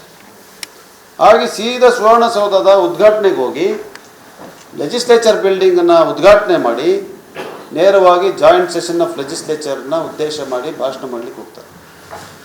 ಅದಾಗಿದ ನಂತರ ಜ್ಞಾನಪೀಠ ಅವಾರ್ಡನ್ನು ಕೊಡ್ತಾರೆ ಚಂದ್ರಶೇಖರ್ ಕಂಬಾರ್. ನಂತರ ಅವರು ಫೌಂಡೇಶನ್ ಸ್ಟೋನ್ ಲೇಯಿಂಗ್ ಮಾಡ್ತಾರೆ, Swami Vivekananda value education and cultural ಸೆಂಟರ್ಗೆ ಹೋಗ್ತಾರೆ. ಮತ್ತು ಮಧ್ಯದಲ್ಲಿ 1 ಅವರು ಇದು ಏನು ನಮ್ಮ ಇದು ಏನಿದೆ IB ಅತಿಥಿ ಗೃಹಕ್ಕೆ ಹೋಗ್ತಾರೆ. ಮತ್ತು ಅಲ್ಲಿಂದ ನೇರವಾಗಿ ವಾಪಸ್ಸು ಸಾಯಂಕಾಲ ಅಷ್ಟೊತ್ತಿಗೆ ವಾಪಸ್ ಬಂದ್ಬಿಡ್ತಾರೆ. ಇದ್ರ ಮಧ್ಯದಲ್ಲಿ ಇವ್ರಿಗೆ ಹೋಗಿ ಕೊಡಗಿನ ಸಮಸ್ಯೆ ಯಾವಾಗ ಅವರು ಕರೆದುಬಿಟ್ಟು ಸೆಕ್ರೆಟ್ರಿನ ಇದೆಲ್ಲ ಆಗ್ತದೆ, ಸಾಧ್ಯ ಇದೆ. ಕಾನೂನು ವ್ಯವಸ್ಥೆ ಇಲ್ಲ, ಸಿಸ್ಟಮ್ ಇಲ್ಲ, ಇದೊಂದು ಕಾನೂನು ವ್ಯವಸ್ಥೆ ಇಲ್ವಾ? ಏನು ಬೇಕಾದ್ರೆ ಹೇಳ್ಬಿಡೋದ ಜನರಿಗೆ? ಏನು ನಂಬಿಡ್ತಾರಂತನ? ಇವತ್ತು ಸಾಮಾಜಿಕ ಜಾಲತಾಣದಲ್ಲಿ ಜನವಲಯದಲ್ಲಿ ಏನು ಅಭಿಪ್ರಾಯ ಇದೆ? ಮೊನ್ನೆ ಅವರ ಮಾಧ್ಯಮಗೋಷ್ಠಿ ಬಗ್ಗೆ ನಾನು ಹೇಳೋದಕ್ಕೆ ಹೋಗೋದಿಲ್ಲ. ಈ ರೀತಿಯಾಗಿ ಮಾಡೋಕ್ಕೆ ಹೋಗ್ಬಾರ್ದು. ನಾವೆಲ್ಲ ಜೊತೆಗೆ ಸೇರೋಣ, ಸಮಸ್ಯೆನ ಬಗೆಹರಿಸೋಣ. ಮತ್ತು 2028 ಬರ್ತದೆ, ರಾಜಕೀಯ ಇದ್ದೇ ಇರ್ತದೆ, ಗೆಲುವು ಸೋಲು ಜನರ ಕೈನಲ್ಲಿದ್ದಾವೆ, ಆಶೀರ್ವಾದ ಮಾಡ್ತಾರೆ. ಅವತ್ತು ವೀರಪ್ಪ ಮೊಯ್ಲಿ ಅವರು ಎನರ್ಜಿ ಮಿನಿಸ್ಟರ್ ಆಗಿದ್ದರು. ಅವರು ಕಾನೂನು ಸಚಿವರಾಗಿ ಕೆಲವೇ ದಿನಗಳಾಗಿತ್ತು ಅವರು ಎನರ್ಜಿ ಮಿನಿಸ್ಟರ್. ಸೊ ಅವರ ಗಮನಕ್ಕೆ ತಂದು ಅವರು ಮಂತ್ರಿ, ಅವರು ಸಲಹೆ ಕೊಡುವಂಥವ್ರು ಪ್ರೆಸಿಡೆಂಟ್ಗೆ, is part of the council of minister. Law minister Ashwini Kumar ಇತ್ತು. ಅಲ್ಲಿಂದ ಸಲಹೆಯನ್ನು ಪಡೆದು ಅಲ್ಲಿಗೆ ಬಂದು ಈ ತಿದ್ದುಪಡಿಗೆ ಮಸೂದೆಗೆ ಅಸೆಂಟ್ ಕೊಟ್ಟಿರೋದು ಯಾವಾಗ ಅಂತ ಹೇಳಿದ್ರೆ 21/1/2013 ಮಾನ್ಯ ರಾಷ್ಟ್ರಪತಿಗಳು ಹೋಗಿರುವಂಥದ್ದು 11/10/2012. ಸೆಕ್ರೆಟರಿ ಕರೆದು ಇಲ್ಲಿ ಅನುಮೋದನೆ ಕೊಟ್ಬಿಟ್ರು ಅಂತ ಹೇಳಿದ್ರಲ್ಲ, 11/10/2012, 22/1/2013, 3.5 ತಿಂಗಳಿದೆ. 3.5 ತಿಂಗಳ ನಂತರ ಅಸೆಂಟ್ ಬಂದಿದೆ, ಆಮೇಲೆ ಗೆಜೆಟ್ ಆಗಿದೆ. ಅದರಲ್ಲಿ ಎಷ್ಟೊಂದು 100 ಪ್ರಕ್ರಿಯೆಗಳಿರ್ತದೆ. ಸೊ ಈ ರೀತಿಯಾಗಿ ಯಾರು ಶ್ರಮಿಸಿದ್ದಾರೆ ಅವ್ರನ್ನ ಗುರುಸೋಣ. ಈಗ ಅವತ್ತು 2011, 2012 ಆಗಿರೋಂಥ ತಿದ್ದುಪಡಿನ ಪದೇ ಪದೇ ನಾವು ಸ್ವಾಗತ ಮಾಡ್ತೇವೆ. ಗುರುಸೋಣ, ಯಾರು ಬೇಡ ಅಂತ ಹೇಳೋದಿಲ್ಲ. ಆದರೆ ಇರುವಂಥ ಸಮಸ್ಯೆನ ಕೂಡ ಗುರುಸ್ಬೇಕಲ್ಲ. ಸೊ ನಂತರ ಈ ಒಂದು ತಿದ್ದುಪಡಿ ಈಗ ನಾವು ತರಬೇಕು ಏನು ಅಂತ ಸಮಸ್ಯೆ ಅಂತ ಹೇಳಿದಾಗ, ಈಗಾಗಲೇ ನಾನು ಹೇಳಿದಾಗೆ ಕಾಲಮ್ 3ನಲ್ಲಿದ್ದಂಥ ಪಟ್ಟೇದಾರನ ಹೆಸರನ್ನು ಹೋಗ್ಬಿಟ್ಟಿದೆ. ಪಟ್ಟೇದಾರ ತೀರ್ಕೊಂಡ್ಬಿಟ್ಟಿದ್ದಾರೆ, ಪಟ್ಟೇದಾರನೇ ಇಲ್ಲ. ಅಥವಾ ಪಟ್ಟೇದಾರ ಇದ್ದಾನೆ, ಅವ್ರಿಗೆ ಯಾವುದೇ ಹಕ್ಕಿಲ್ಲ, ಅವ್ರ ವಂಶಸ್ಥರೆಲ್ಲ ಇದ್ದಾರೆ. ನನ್ನ ಹತ್ರ RTC ಇದೆ. ಒಂದೊಂದು RTC 15 ಪೇಜ್, 10 ಪೇಜ್, 50 ಜನ, 100 ಜನ ಒಂದೊಂದು ಹೆಸರುಗಳಲ್ಲಿ. ಈಗ ವೀಣಾಚೇನ್ ಅವರಿಗೆ ಇದ್ದಾರೆ, ಅವ್ರಿಗೆ ಈ ಸಮಸ್ಯೆ ಎದುರಾಗಿದೆ. ಈಗ ನಂದೊಂದು ಸಣ್ಣ ಜಾಗ ಅಂದರೆ ನಮ್ಮ ತಂದೆಯವ್ರ ಜಾಗ, ಆ ಜಾಗದಲ್ಲಿ ಕೂಡ ಇವತ್ತು ಪಟ್ಟೇದಾರರ ಹೆಸರಿದೆ. ನಮ್ಮ ತಂದೆಯವ್ರು ತೀರ್ಕೊಂಡ್ಬಿಟ್ಟಿದ್ದಾರೆ, ಅವ್ರು ಯಾವುದೋ ದಿನದಲ್ಲಿ ಪಟ್ಟೇದಾರರಾಗಿದ್ದರೆ ಅವ್ರ ಹೆಸರು ಇರ್ತದೆ RTC. ಹೆಂಗೆ ತೆಗ್ಸೋದು? ಇದು ಕಾನೂನಿನ ಪ್ರಕ್ರಿಯೆ ಮೂಲಕ ಬಂದಿಲ್ಲ RTCನಲ್ಲಿ. ಅದರಿಂದ ಕಾನೂನು ಪ್ರಕ್ರಿಯೆ ಎಲ್ಲ ಇದನ್ನು ತೆಗೆಯೋದಕ್ಕೆ ಇಷ್ಟನ್ನು ಅರ್ಥ ಮಾಡ್ಕೊಂಡ್ಬಿಟ್ರೆ ಸಾಕು, ನಾವು ಏನು ಸಮಸ್ಯೆ ಅಂತ ಗೊತ್ತಾಗುತ್ತೆ. ಭೌತಿಕತೆ ಆಗುತ್ತೆ. ಈಗ ನನಗೆ ನಮ್ಮ ತಂದೆ ತೀರೋದ್ಮೇಲೆ ನನಗೆ ಆಸ್ತಿ ಬರಬೇಕು, ಆದರೆ ಜಂಟಿ ಬರ್ತದೆ ಪಟ್ಟೇದಾರನ ಜೊತೆ. ಆ ಜಂಟಿ ಖಾತೆ ಎತ್ಕೊಂಡು ನಾನು ಹೋದ ಅಂದರೆ ಯಾವ ಬ್ಯಾಂಕ್ನಲ್ಲೂ ಸಾಲ ಕೊಡಲ್ಲ, ಯಾರು ನಮ್ಮನ್ನೆಲ್ಲ ತಿರಸ್ಕಾರ ಮಾಡ್ತಾರೆ. ಆಮೇಲೆ ಈ ಸಮಸ್ಯೆ ಯಾವುದೇ ಒಂದು ಜನಾಂಗಕ್ಕೆ, ಜಾತಿಗೆ ಅಲ್ಲ. ಇದರಲ್ಲಿ ಕೊಡುವರಿದ್ದಾರೆ, ಅರೆಭಾಷೆ ಗೌಡ್ರಿದ್ದಾರೆ, ಮುಸಲ್ಮಾನರಿದ್ದಾರೆ, ಗೌಡ್ರಿದ್ದಾರೆ, ಎಲ್ಲರೂ ಇದ್ದಾರೆ, ಎಲ್ಲ ಜನಾಂಗದವರಿದ್ದಾರೆ. ಆಮೇಲೆ ಎಲ್ಲರೂ ಸ್ವಾಗತ ಮಾಡಿದ್ದಾರೆ. ಅದಕ್ಕೆ ವಿಧಾನಸಭೆಯನ್ನು ಸ್ವಾಗತ ಮಾಡಿದ್ದಾರೆ. ಸೊ ಈ ಪಟ್ಟೇದಾರನ ಹೆಸರನ್ನ ಹೆಂಗೆ ತೆಗೆಯೋದು, ಈ RTCನಲ್ಲಿ ಯಾರು ಹಿಡುವಳಿದಾರರಿದ್ದಾರೆ, ಯಾರು ಮಾಲೀಕರಿದ್ದಾರೆ, ಯಾರು ಓನರ್ಸ್ ಇದ್ದಾರೆ, ಅವರ ಹೆಸರು ಮಾತ್ರ ಹೆಂಗೆ ಬರೋದು ಅಂತ ಹೇಳುವಂಥ ಸಮಸ್ಯೆ ಉಳಿದಿತ್ತು.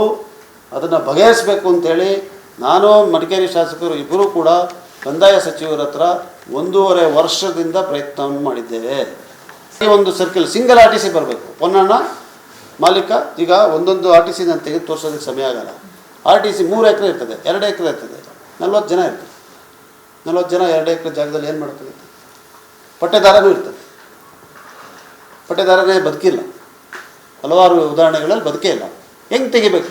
ಆಯಿತು, ಈಗ ತಿದ್ದುಪಡಿ ತಂದಿದ್ದೀವಲ್ಲ, ಬೇಡ, ಅನುಷ್ಠಾನಕ್ಕೆ ತರೋದೇ ಬೇಡ, ಬಿಡಿ, ನಿಲ್ಲಿಸ್ಬಿಡೋಣ. ಈ ಸಮಸ್ಯೆ 22,900 ಎಕರೆಗೆ ಕಂದಾಯ ನಿಗದಿ ಮಾಡಿಸಿ ಉಳಿದಂಥ ಪಟ್ಟೇದಾರನ ಹೆಸರು ಮತ್ತು ಜಂಟಿ ಖಾತೆ ಇರೋದನ್ನು ಆ ಮಾಲೀಕರಿಗೆ, ಆ ಹಕ್ಕುದಾರರಿಗೆ ಕೊಡಿಸ್ಲಿ. ಬೇಡ ಬಿಡಿ, ಸ್ವಾಗತ ಮಾಡ್ತೀವಿ. ಅವ್ರಿಗೆ ಬೇಕಾದ್ರೆ ದಿನ ಬೆಳಗ್ಗೆಯಿಂದ ಸಾಯಂಕಾಲವರೆಗೂ ಸನ್ಮಾನ ಮಾಡಿ ಏನು ಬೇಕು ಕಾರ್ಯಕ್ರಮಗಳನ್ನು ಮಾಡಿ ಬಗೆಹರಿಬೇಕಲ್ಲ ಸಮಸ್ಯೆ. ಸೊ ಇದನ್ನು ಫಸ್ಟ್ ಸರ್ಕ್ಯುಲರ್ ಮಾಡೋಣ ಅಂತ. ಸರ್ಕ್ಯುಲರ್ ಕೂಡ ನನ್ನ ಹತ್ರ ಡ್ರಾಫ್ಟ್ ಸರ್ಕ್ಯುಲರ್ ಇದೆ, 6 ಪೇಜ್ದು ಒಂದು ಸರ್ಕ್ಯುಲರ್ ರೆಡಿ ಮಾಡಿ. ಅದನ್ನು ನಾನೇ ರೆಡಿ ಮಾಡಿ ಕೂತ್ಕೊಂಡು ಮತ್ತೆ ಈ ಸರ್ಕ್ಯುಲರ್ ಆಗಲ್ಲ ಅಂತ ಹೇಳಿದ್ರು ಕಂದಾಯ ಸಚಿವರು. ಮತ್ತು ಜಿಲ್ಲಾಧಿಕಾರಿಗಳ ಹೆಸರಲ್ಲಿ ಸರ್ಕ್ಯುಲರ್ ಅಂದರೆ ಜಿಲ್ಲಾಧಿಕಾರಿಗಳು ಸರ್ಕ್ಯುಲರ್ ಆಗಲ್ಲ, ಕಾನೂನು ಮಾಡಬೇಕು. ಆ ಸರ್ಕ್ಯುಲರ್ನ ಭವಿಷ್ಯ ನಾನು ಮೀನಾಕ್ಷಿನವರು ತೋರಿಸಿದ್ದೀನಿ. ಈಗಲ್ಲ 1.5 ವರ್ಷ ಹಿಂದೆ ಅವ್ರದ್ದೇ ಒಂದು ಸಮಸ್ಯೆ ಮಾತಾಡ್ತಾ ಇದ್ದಾಗ ನಾನು ಹೇಳಿದೆ, ಈ ಥರ ಸರ್ಕ್ಯುಲರ್ ಮಾಡ್ತಾ ಇದ್ದೀನಿ, ಬಹುಶಃ ಇದರಿಂದ ಬಗೆಹರಿತದೆ ಅಂತ. ಸರ್ಕ್ಯುಲರ್ ಮಾಡೋಕ್ಕಾಗಲಿಲ್ಲ. ತಿದ್ದುಪಡಿಯನ್ನು ತರೋಣ ಅಂಥೇಳಿ ತಿದ್ದುಪಡಿ ಮಸೂದೆ ಮೊದಲನೇ ಸೆಷನ್ನಲ್ಲಿ ಬಂದಾಗ, ಅಂದರೆ ಬೆಳಗಾಂ ಸೆಷನ್ಗಿಂತ ಹಿಂದಿನ ಸೆಷನ್ನಲ್ಲಿ ಬಂದಾಗ, ಜುಲೈನಲ್ಲಿ ಅಲ್ಲ August session, monsoon session correct ಬಂದಾಗ ತಿದ್ದುಪಡಿಯನ್ನು 127, 128, 129, 130 ಎಲ್ಲ ಸೆಕ್ಷನ್ಸ್ ತಂದು ಜಂಟಿಯಾಗಿ ಹೆಂಗೆ ಸೇರಿಸೋದು ಅಂತೇಳಿ ಬಂದ್ಬಿಡ್ತು. ಅದಕ್ಕೆ ಇದು ಆಗೋದಿಲ್ಲ ಅಂಥೇಳಿ ಆಮೇಲೆ ಅವರು ಪತ್ರಿಕಾಗೋಷ್ಠಿಯಲ್ಲಿ ಹೇಳ್ತಾರೆ, ಗೋಪಯ್ಯನವರು ನನ್ನ ಹತ್ರ ಮಾತಾಡಿದ್ದಾರೆ, ನಾನು ಮಾತಾಡಿಲ್ಲ ಅವ್ರ ಹತ್ರ ಅಂತ. ಅದು ನಿಜ. ಅವ್ರು ನನಗೆ ಫೋನ್ ಮಾಡಿದ್ರು, ಅವರೇ ಮಾಡಿದ್ರು, ನಾನು ಮಾಡಿಲ್ಲ. ಬಹುಶಃ ನಾನು ಮಾಡಬೇಕಿತ್ತೇನೋ ನನಗೆ ಗೊತ್ತಿಲ್ಲ, ನಾನೇನು ಉದ್ದೇಶಪೂರ್ವಕ ಏನೋ ಅವ್ರು ಮಾಡೋದೇ ಇಲ್ಲ. ಬಟ್ ಅವ್ರು ಮಾಡಿದ್ರು ಫೋನ್ ಮಾಡಿದಾಗ ಹಿಂಗೆ ಬಂದಿದೆ, ಅದೇ ಹೆಂಗೆ ಆ ಥರ ಮಾಡಿದ್ರು ಅಂತ. ಇಲ್ಲ ಸರ್, ಗೊತ್ತಲ್ಲ ನಿಮ್ಗೆ ಅಧಿಕಾರಿಗಳು ಯಾವ ಥರ ಇದ್ದಾರೆ ಅಂತೇಳಿ ಅದನ್ನು ಸರಿಪಡಿಸ್ತಾ ಇದ್ದೀವಿ. ಈಗ ಸೆಲೆಕ್ಟ್ ಕಮಿಟಿಗೆ ಹೋಗ್ತೀವಿ. ಸೆಲೆಕ್ಟ್ ಕಮಿಟಿ ಮೀಟಿಂಗ್ ಇದ್ದಾಗ ನಿಮ್ಮ ಆಫೀಸ್ಗೆ ಬರ್ತೀನಿ ಅಂತ ಬರಲಿಲ್ಲ. ನನ್ನ ಆಫೀಸ್ ಆಯಿತು, ಬನ್ನಿ ಸರ್, ಸ್ವಾಗತ ನಿಮಗೆ ಅಂತ ಹೇಳಿದ್ರೆ ಅವ್ರ ಆಫೀಸ್ಗೆ ಬರಲಿಲ್ಲ. ಆಮೇಲೆ ಆ ಡ್ರಾಫ್ಟ್ ಒಂದು ಕಳಿಸ್ಕೊಡು ಅಂತ ಹೇಳಿದ್ರು. ನನ್ನ ಹತ್ರ ಫೋನಲ್ಲಿದೆ ಡ್ರಾಫ್ಟನ್ನು ಅವ್ರು ಕಳಿಸ್ಕೊಟ್ಟಿದ್ದೀನಿ. ಯಾವ ಅಮೆಂಡ್ಮೆಂಟ್ ಇದೆ, ಇದು ಅವಶ್ಯಕತೆನೇ ಇಲ್ಲ ಅಂಥೇಳಿ 127 ತಂದಿರೋಂಥ ಅಮೆಂಡ್ಮೆಂಟು, ಅದನ್ನು ಅವ್ರು ಕಳಿಸ್ಕೊಟ್ಟಿದ್ದೀನಿ. ಮಾತು ಕೂಡ ಆಡಿದರು. ಮಾತಾಡಿ ಆಯಿತು, ಇದು ಸರಿ ಇದೆ, ನಾನು ಅಶ್ವಥ್ ನಾರಾಯಣ್ ಹೇಳ್ತೀನಿ. ನಾನು ಇನ್ಫ್ಯಾಕ್ಟ್ ನಾನು ಅವತ್ತು ಮುಖ್ಯಮಂತ್ರಿಗಳ ಮನೆಗೆ ಹೋದಾಗಲೇ ಫೋನ್ ಮಾಡಿದಾಗ ನಾನು ಹೇಳಿದೆ, ನೋಡಿ ಸೆಲೆಕ್ಟ್ ಕಮಿಟಿ ಮೀಟಿಂಗ್ ಇದ್ದಾರೆ, ನಿಮ್ಮ ಪಕ್ಷದವರು ಅಶ್ವಥ್ ನಾರಾಯಣರವರು ಮತ್ತು ಬೆಲ್ಲಾದ್ರವ್ರು ಬರ್ತಾರೆ, ನೀವು ಅವ್ರಿಗೆ ಒಂದು ಮಾತು ಹೇಳ್ಬಿಡಿ, ಇದು ಸರಿ ಇದೆ ಅಂತ ನೀವು ನೋಡಿ ಇದನ್ನು ಅಂಥೇಳಿ ನಾನು ಅವ್ರು ಕಳಿಸ್ಕೊಟ್ಟ ಮೇಲೆ ಇದು ಕರೆಕ್ಟ್ ಇದೆ, ನಾನು ಅವ್ರಿಗೆ ಹೇಳ್ತೀನಿ. ನಾನು ಬೆಲ್ಲಾದ್ ನನಗೆ ಅಷ್ಟು ಪರಿಚಯ ಇಲ್ಲ, ಅಶ್ವಥ್ ನಾರಾಯಣ್ ಅವ್ರಿಗೆ ಖಂಡಿತವಾಗಿ ನಾನು ಹೇಳ್ತೀನಿ ಅಂತ ಹೇಳುವಂಥ ಮಾತನ್ನು ಹೇಳಿದರು. ಸೊ ಹಿಂಗೆ ಹೇಳಿದ ಮೇಲೆ ಒಂದು ಇದು ಅವಶ್ಯಕತೆ ಅವತ್ತು ಹೇಳಬೇಕಿತ್ತು. ಅವಶ್ಯಕತೆ ಇಲ್ಲ, ನೀವು ಯಾಕೆ ತಿದ್ದುಪಡಿ ತರ್ತಾ ಇದ್ದೀರಾ ಅಂತ. ನಿಮ್ಮ ಆಫೀಸ್ಗೆ ಬರ್ತೀನಿ, ನಿಮ್ಮ ಜೊತೆ ಚರ್ಚೆ ಮಾಡ್ತೀನಿ. ಆಮೇಲೆ ಅವರೇ ಫೋನ್ ಮಾಡಿದರು. ಆಮೇಲೆ ಬೇರೆಯವ್ರ ಹತ್ರ ದೂರ ಹೇಳಿದರು, ನನ್ನ ಜೊತೆ ಚರ್ಚೆ ಮಾಡಲಿಲ್ಲ ಅಂತ. ನಾನು ಹೇಳಿದೆ, ನಾನು ಅವರು ಯಾರೋ ಫೋನ್ ಮಾಡಿದ್ರು ಅವ್ರ ಪರದಿಂದ. ನಾನು ಹೇಳಿದೆ, ಇಲ್ಲ, ನಾನು ಆ ಥರ ಏನೂ ಇಲ್ಲ, ಈ ಸಮಯದ ಒತ್ತಡ ಹೆಚ್ಚಿರ್ತದೆ. ಇನ್ನೊಂದು ಸತಿ ಏನು ಬೇಕು ಅಂತ ಯಾರನ್ನೋ ದೂರ ಹೇಳೋದಾಗಲಿ ಚರ್ಚೆ ಮಾಡದಿರೋಂತಾಗಲಿಲ್ಲ. We are most democratic. ಯಾರು ಬೇಕಾದ್ರೆ ಏನು ಬೇಕಾದ್ರೆ ಹೇಳ್ಬೋದು, ಮಾತಾಡ್ಬೋದು, ನಾವು ಸಹಿಸ್ಕೊಂಡು ಮುಂದಕ್ಕೆ ಹೋಗ್ತಾ ಇರ್ತೀವಿ. ಮತ್ತು ಚರ್ಚೆಗೆ ಖಂಡಿತವಾಗಿ ಅವಶ್ಯಕತೆಯೂ ಇದೆ. ಬಟ್ ಆಗ ಸಂದರ್ಭ ಹಂಗಿತ್ತು. ಆಮೇಲೆ ಕಳಿಸ್ಕೊಟ್ಟಿದ್ದೀನಿ ಅವ್ರಿಗೆ. ಈಗ ಇದು ಅವಶ್ಯಕತೆಯೇ ಇರಲಿಲ್ಲ. ಚಕ್ಕೆರೆ ಪೋಯ ಕೇಸ್ನಲ್ಲಿ ಏನೂ ಆಗಲಿಲ್ಲ. ಕಾಂಗ್ರೆಸ್ ಇದ್ದಾಗೆ ಆಗಿರುವಂಥದ್ದು. ಈ ಸಮಸ್ಯೆ ನಾವೇ ಬಗೆಹರಿಸಿರೋದು. ಈಗಲೂ ಕೂಡ ನಾವು ಸ್ವಾಗತ ಮಾಡೋಣ, ಬಗೆಹರಿಸ್ಬಿಡಲಿ ಅವ್ರು ಮಾಡಿರೋ ತಿದ್ದುಪಡಿ ಮೂಲಕ. ಅದರಿಂದ ಈಗ ನಾವು ತಂದಿರೋಂಥ ತಿದ್ದುಪಡಿಯ ಉದ್ದೇಶ ಏನು ಅಂತ ಹೇಳಿದ್ರೆ, ನಾವು ಈ ಪಟ್ಟೇದಾರನ ಸಮಸ್ಯೆ ಏನಿದೆ ಇದು ಬಗೆಹರಿಲೇಬೇಕು. ಈಗ ಮಂತರವರು ಇದ್ದಾರೆ, ಹೇಳಿ ಅವರು ಜನ ಹೋಗಲ್ವಾ, ಪಟ್ಟೇದಾರನ ಇಷ್ಟು ಸಮಸ್ಯೆ ಬಗೆಹರಿಸಿ ಅಂತ, ಪೌತಿ ಖಾತೆ ಬಗೆಹರಿಸಿ ಅಂತ, ಜಂಟಿ ಖಾತೆನಲ್ಲಿದೆ ಅಂತ ಅಳ್ತಾ ಇದ್ದಾರೆ. ಈಗ ಈ ತಿದ್ದುಪಡಿ ಮೂಲಕ ನಾವು ಒಂದು ಅಧಿಕಾರವನ್ನು ತಹಶೀಲ್ದಾರಿಗೆ ಕೊಟ್ಟಿದ್ದೇವೆ. That by way of N application R otherwise, ಅಂದರೆ ಒಂದು ಅವರು ಅರ್ಜಿಯನ್ನು ಸ್ವೀಕಾರ ಮಾಡಿಕೊಂಡು, ಇಲ್ಲಾಂದರೆ ಬೇರೆ ಯಾವ್ದಾರಂಥ ಪ್ರಕ್ರಿಯೆ, ಅದಕ್ಕೆ ಕಾನೂನು ಇದು ನಿಯಮಗಳಾಗಬೇಕು. ಅವರು ತಗೊಂಡು ಕಾಲಮ್ 3 ಆಫ್ ಜಮಾಬಂದಿಯಿಂದ ಕಾಲಮ್ 9 and 12ಗೆ ಹಸ್ತಾಂತರ ಆಗಿರುವಂಥ ಎಂಟ್ರಿಗಳೇನಿದೆ ಅದನ್ನು ಡಿಲೀಟ್ ಮಾಡುವಂಥ ಅಧಿಕಾರವನ್ನು, ಅಂದರೆ ಪತ್ತೆದಾರರ ಹೆಸರು ಆಟೋಮ್ಯಾಟಿಕಲಿ ಏನೂ ಹಕ್ಕಿಲ್ಲದೆ ಅಲ್ಲಿಂದ ಹೋಗಿರೋದನ್ನ ಡಿಲೀಟ್ ಮಾಡೋದಕ್ಕೆ ಅಧಿಕಾರ ಇರಲಿಲ್ಲ, ಈಗ ಆ ಅಧಿಕಾರವನ್ನು ಕೊಟ್ಟಿದ್ದಾರೆ. ಹಾಗೆ ಕಾನ್ಸಿಕ್ವೆನ್ಷಿಯಲ್ ಎಂಟ್ರೀಸ್ ಅಂದರೆ ಪಟ್ಟೆದಾರನ ಹೆಸರಿರೋದ್ರಿಂದ ಅವರ ವಂಶಸ್ಥರ ಹೆಸರೆಲ್ಲ ಬಂದ್ಬಿಟ್ಟಿದೆಯಲ್ಲ, ಪರಿಣಾಮವಾಗಿ ಪಟ್ಟೆದಾರನ ಹೆಸರಿರೋದ್ರ ಪರಿಣಾಮವಾಗಿ ಬಂದಿರೋವಂಥದ್ದನ್ನು ಅದನ್ನೂ ಕೂಡ ಡಿಲೀಟ್ ಮಾಡುವಂಥ ಅಧಿಕಾರವನ್ನು ಕೊಟ್ಟಿದ್ದೇವೆ. ಈ ತಿದ್ದುಪಡಿಯಾಗಿ ನಿಯಮಗಳು ಬರಬೇಕು. ಈಗ ನಿಯಮಗಳು ಡ್ರಾಫ್ಟ್ ನಿಯಮ ಇದೆ. ಈಗ ಹಳೆ ಡಿ ಸಿ ಹೋದರು, ಹೊಸ ಡಿ ಸಿ ಬಂದಿದ್ದಾರೆ, ಅವ್ರ ಹತ್ರ ನಿಯಮಗಳನ್ನು ರೆಡಿ ಮಾಡಿಸಿ ಕಳಿಸಿ ಆ ನಿಯಮಗಳು ಜಾರಿಯಾಗಿದ್ದ ಮೇಲಿಂದ ನಾವು ಇದರ ಒಂದು ಅದಾಲತನ್ನು ಮಾಡಬೇಕು ಅಂಥೇಳಿ ಮಡಿಕೇರಿ ಶಾಸಕರು ಕೂಡ ಅವ್ರದ್ದೇ ಸಲಹೆ, ಅದು ಒಂದು ಅದಾಲತನ್ನು ಮಾಡೋಣ ಅಂಥೇಳಿ ಆ ಅದಾಲತನ್ನು ಮಾಡಿ ಇದಕ್ಕೆ ನಾವೇ ಜನರ ಹತ್ರ ಹೋಗಿ ಪರಿಹಾರವನ್ನು ತರುವಂಥ ಕೆಲಸ ಅಂತ ಇರುವಂಥವ್ರು ಈ ಥರ ಮಾತಾಡ್ತಾರೆ ಅಷ್ಟೇ. ಆಮೇಲೆ ಇನ್ನೊಂದು ಅವ್ರು ಏನು ಹೇಳೋದು ಅಂತ ಹೇಳಿದ್ರೆ, ಇದೆಲ್ಲ ಪರಿಹಾರವನ್ನು ನಮ್ಮ ಸರ್ಕಾರ ಇನ್ನೊಂದು ಯೋಜನೆ ತಂದುಬಿಟ್ರಂತೆ, ಕಂದಾಯ ದಾಖಲೆ ಮನೆ ಬಾಗಿಲಿಗೆ ಯೋಜನೆ. ತಮಗೆ ಗೊತ್ತಿರಬೇಕು ಈ ಯೋಜನೆ ಬಗ್ಗೆ ಸ್ವಲ್ಪ ಹೇಳ್ಬಿಡ್ತೀನಿ 5 ನಿಮಿಷ. ಇದು 13 ಮಾರ್ಚ್ 2022ಕ್ಕೆ ಜಾರಿಗೆ ಬಂತು. 13th March 2022 for 1 year budget allocation of 150 crores 150 ಕೋಟಿ ರೂಪಾಯಿ ಕಂದಾಯ ದಾಖಲೆ ಮನೆ ಬಾಗಿಲಿಗೆ ಯೋಜನೆ. ಈ ಯೋಜನೆ ಅಡಿನಲ್ಲಿ 45 ಲಕ್ಷ ರೈತರಿಗೆ ಅವ್ರ ಮನೆಗೆ RTC ಮ್ಯೂಟೇಷನ್ನು ಅಟ್ಲಾಸು 11E ಸ್ಕೆಚ್ ಇರೋ ಕಡೆ 11E ಸ್ಕೆಚ್ಚನ್ನು ಪ್ರಿಂಟ್ ಮಾಡಿಕೊಡೋದು ಕೊಟ್ಟಿದ್ದಾರೆ. ಆದರೆ ಏನು ಬದಲಾವಣೆ ಆಗಿಲ್ಲ. ಅಲ್ಲ, ಬದಲಾವಣೆ ಆಗೋಕ್ಕಿಲ್ಲ, ಅದರಲ್ಲಿ ಯೋಜನೆಯಲ್ಲಿ ಇಲ್ಲ. ಕೊಟ್ಟಿದ್ರು ಬರೀ PDF ಕಳಿಸ್ತಾರೆ ಸೆಂಟ್ರಲ್ ಭೂಮಿಯಿಂದ ಎಲ್ಲ ಡೆಪ್ಟಿ ಕಮಿಷನರ್ಗಳಿಗೆ. ಈ PDF ಇವ್ರು ಪ್ರಿಂಟ್ ಮಾಡೋದು. PDF ಕಳಿಸ್ಬೋದಲ್ಲ, ಡಿಜಿಟಲ್ ವರ್ಲ್ಡಲ್ಲಿ ಇದ್ದೀವಿ ನಾವು. PDF ಕಳಿಸ್ಕೊಂಡ್ರೆ ಅವ್ರು ಪ್ರಿಂಟ್ ಮಾಡ್ಕೋತಾರೆ ಬೇಕಾದ್ರೆ, ಇಲ್ಲಾಂದರೆ ಫೋನಲ್ಲಿ ಇಟ್ಕೋತಾರೆ. ಈಗೆಲ್ಲ ಫೋನಲ್ಲೇ ತಾನೇ ನಾವು ತೋರಿಸೋದು ID ಗಳು. ಈ PDF ಪ್ರಿಂಟ್ ಮಾಡೋಕ್ಕೆ 150 ಕೋಟಿ ರೂಪಾಯಿ. ಈಗ ಇದನ್ನು ಮಾತಾಡೋದಕ್ಕೆ ಅಂತ ಹುಡುಕ್ದಾಗ ಸಿಗ್ತಿತ್ತು. ಕಂದಾಯ ಮಂತ್ರಿದು ಫೋಟೋ ಇತ್ತು ಅದರಲ್ಲಿ. ಕಂದಾಯ ಮಂತ್ರಿ ಫೋಟೋ, ಮುಖ್ಯಮಂತ್ರಿ ಫೋಟೋ, ಡೆತ್ ಸರ್ಟಿಫಿಕೇಟ್ನಲ್ಲೂ ಫೋಟೋ ಇರೋದು. ನನ್ನ ಹತ್ರ ಇದೆ ಇನ್ನೂ ಅದು. ಕೋವಿಡ್ ಕೊಟ್ಟರು ಎಲ್ಲ ಇಂಜೆಕ್ಷನ್, ಅದಕ್ಕೂ ಫೋಟೋ. ಈ ಥರ ಇರುತ್ತಲ್ಲ. ಇದಕ್ಕೆ 150 ಕೋಟಿ ವೆಚ್ಚ ಮಾಡಿರೋದು ನ್ಯಾಯನಾ? ಇವ್ರು ಇಷ್ಟೆಲ್ಲ ಮಾತಾಡ್ತಾರಲ್ಲ, 150 ಕೋಟಿ ಬರೀ ಪ್ರಿಂಟ್ಔಟ್ಗೆ, only for printouts of 45 lakh documents. ಅದರಲ್ಲಿ 2 ಲಕ್ಷನೋ 1.5 ಲಕ್ಷನೋ ವಿರಾಜಪೇಟೆ ಮತ್ತು ಮಡಿಕೇರಿ ಇದು ನಮ್ಮ ಕೊಡಗು ಜಿಲ್ಲೆಯಲ್ಲಿ ವಿತರಣೆಯನ್ನು ಮಾಡಿದ್ದಾರೆ ಇವ್ರು ಫೋಟೋ ಹಾಕೊಂಡು. ಇದರಲ್ಲಿ ನಾನು ಇದು ನೇರವಾಗಿ ಇದು ಸವಾಲಾಗಿ ಹೇಳ್ತೀನಿ, ಯಾವುದಾರೆ ಒಂದೇ ಮ್ಯೂಟೇಷನ್, ಒಂದೇ ಭೌತಿಕತೆ, ಒಂದೇ ಒಂದು ಪಟ್ಟೆದಾರನ ವಿಷಯವನ್ನು ಇವರು ಬಗೆಹರಿಸಿದ್ರೆ ಇವರು ದಾಖಲೆ ತೋರಿಸ್ಬಿಡ್ಲಿ, ಅವ್ರು ಹೇಳಿದ್ದನ್ನ ನಾವು ಒಪ್ಕೋಬೋದು. ಸುಮ್ಮನೆ ಹೇಳೋದು ಮನೆ ಮನೆ ಕೊಟ್ಬಿಟ್ವಿ, ಬಗೆಹರಿಸ್ಬಿಟ್ಟಿದೆ. 2012 ಅಮೆಂಡ್ಮೆಂಟ್ ಬಂತು, ಇದು ಕಂದಾಯ ದಾಖಲೆ ಮನೆ ಮನೆಗೆ ಯೋಜನೆ ಎಲ್ಲ ಮುಗಿದೋಯ್ತು, ಇದು ಯಾಕೆ ಬೇಕಿತ್ತು? ಸರ್ಟಿಫಿಕೇಟ್, ಇನ್ಕಮ್ ಸರ್ಟಿಫಿಕೇಟ್, ಅಟ್ಲಾಸ್, ಒಂದೇ ಒಂದು ಮ್ಯೂಟೇಷನ್ ಕೂಡ ಆಗಿಲ್ಲ. ನಾನು ಹುಡುಕ್ಸ್ಬಿಟ್ಟಿದ್ದೀನಿ ದಾಖಲೆಗಳನ್ನ. ಒಂದೇ ಮ್ಯೂಟೇಷನ್ ಆಗಿಲ್ಲ, ಭೌತಿಕತೆ ಆಗಿಲ್ಲ, ಪಟ್ಟೆದಾರರಾಗಿಲ್ಲ, ಡಿಲೀಷನ್ ಆಗಿಲ್ಲ, ಫ್ಯಾಮಿಲಿ ಮೆಂಬರ್ ಡಿಲೀಷನ್ ಆಗಿಲ್ಲ. ಅದರಿಂದ ಇದಕ್ಕೆ ಉತ್ತರ ಕೊಡಬೇಕು.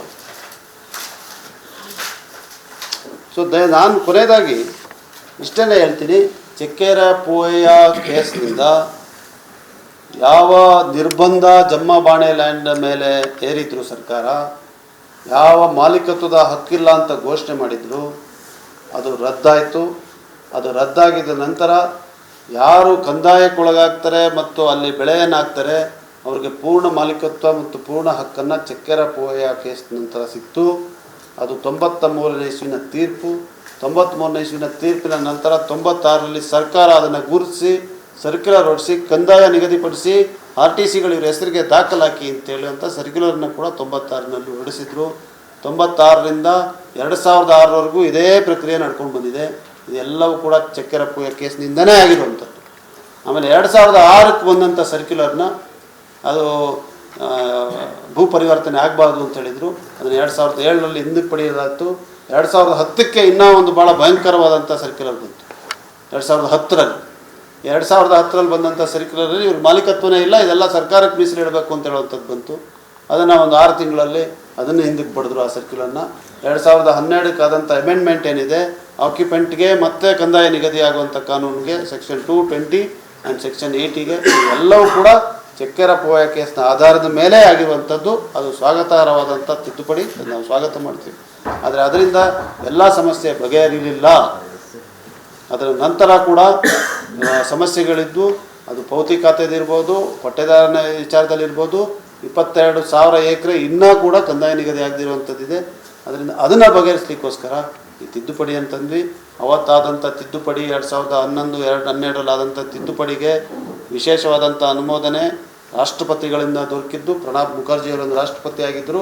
ಇದು ಯಾವುದೇ ಸುವರ್ಣಸೌಧದಲ್ಲಿ ಆಗಿರುವಂಥದ್ದಲ್ಲ, ಇದು ರಾಷ್ಟ್ರಪತಿ ಭವನದಲ್ಲಿ ಪ್ರಕ್ರಿಯೆಯ ಮೂಲಕವೇ ಆಗಿರೋದು. ಮಿನಿಸ್ಟ್ರಿ ಆಫ್ ಹೋಮ್ ಅಫೇರ್ಸ್, ಅವತ್ತು ನಮ್ಮ ವೀರಪ್ಪ ಮೊಯ್ಲಿ ಅವರು, ಕಾನೂನು ಸಚಿವರು, ಅವರೆಲ್ಲರೂ ಕೂಡ ಸೇರಿ ಈ ಪ್ರಕ್ರಿಯೆ ಆಗಿರುವಂಥದ್ದು. ಅಲ್ಲಿ ಅನುಮೋದನೆ ಸಿಕ್ಕಿರುವಂಥದ್ದು.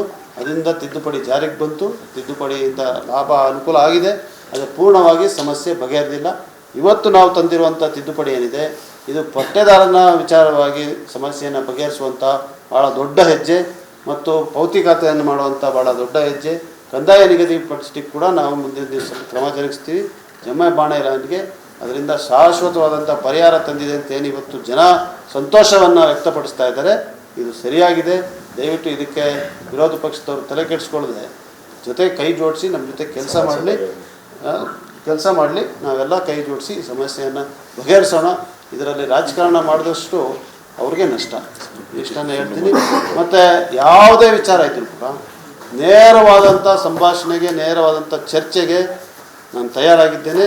ಇಬ್ಬರೂ ತಯಾರಾಗಿದ್ವಿ, ನಾವೆಲ್ಲ ಕೂಡ ತಯಾರಾಗ್ತೀವಿ. ಯಾವತ್ತೂ ಬೇಕಾದ್ರೆ ವೇದಿಕೆಯನ್ನು ತಯಾರು ಮಾಡಿ ಎಲ್ಲ ನಾನು ಹೇಳಿರುವಂಥ ವಿಚಾರವನ್ನು ಒಂದೇ ಒಂದು ಲೈನ್ ಕೂಡ ತಪ್ಪಾಗಿದ್ದ ಅಂದರೆ ಅದನ್ನು ಅವರು ತೋರಿಸ್ಲಿ, ಮಾತಾಡೋಣ, ಚರ್ಚೆ ಮಾಡೋಣ. ನಾವು ಸ್ವಾಗತ ಮಾಡ್ತೀವಿ. ಜನರಿಗೆ ದಾರಿ ತಪ್ಪಿಸುವಂಥ ಕೆಲಸವನ್ನು ನಿಲ್ಲಿಸಿ. ಪದೇ ಪದೇ ಮೊನ್ನೆ ಯಾವುದೋ ಒಂದು ವಿಡಿಯೋ ನೋಡ್ತಾರೆ, ಅದರಲ್ಲಿ ಎಲ್ಲ ಕೇಂದ್ರ ಸರ್ಕಾರ ಮಾಡಬೇಕು ಹೋಗಪ್ಪ ಅಂತಾರೆ.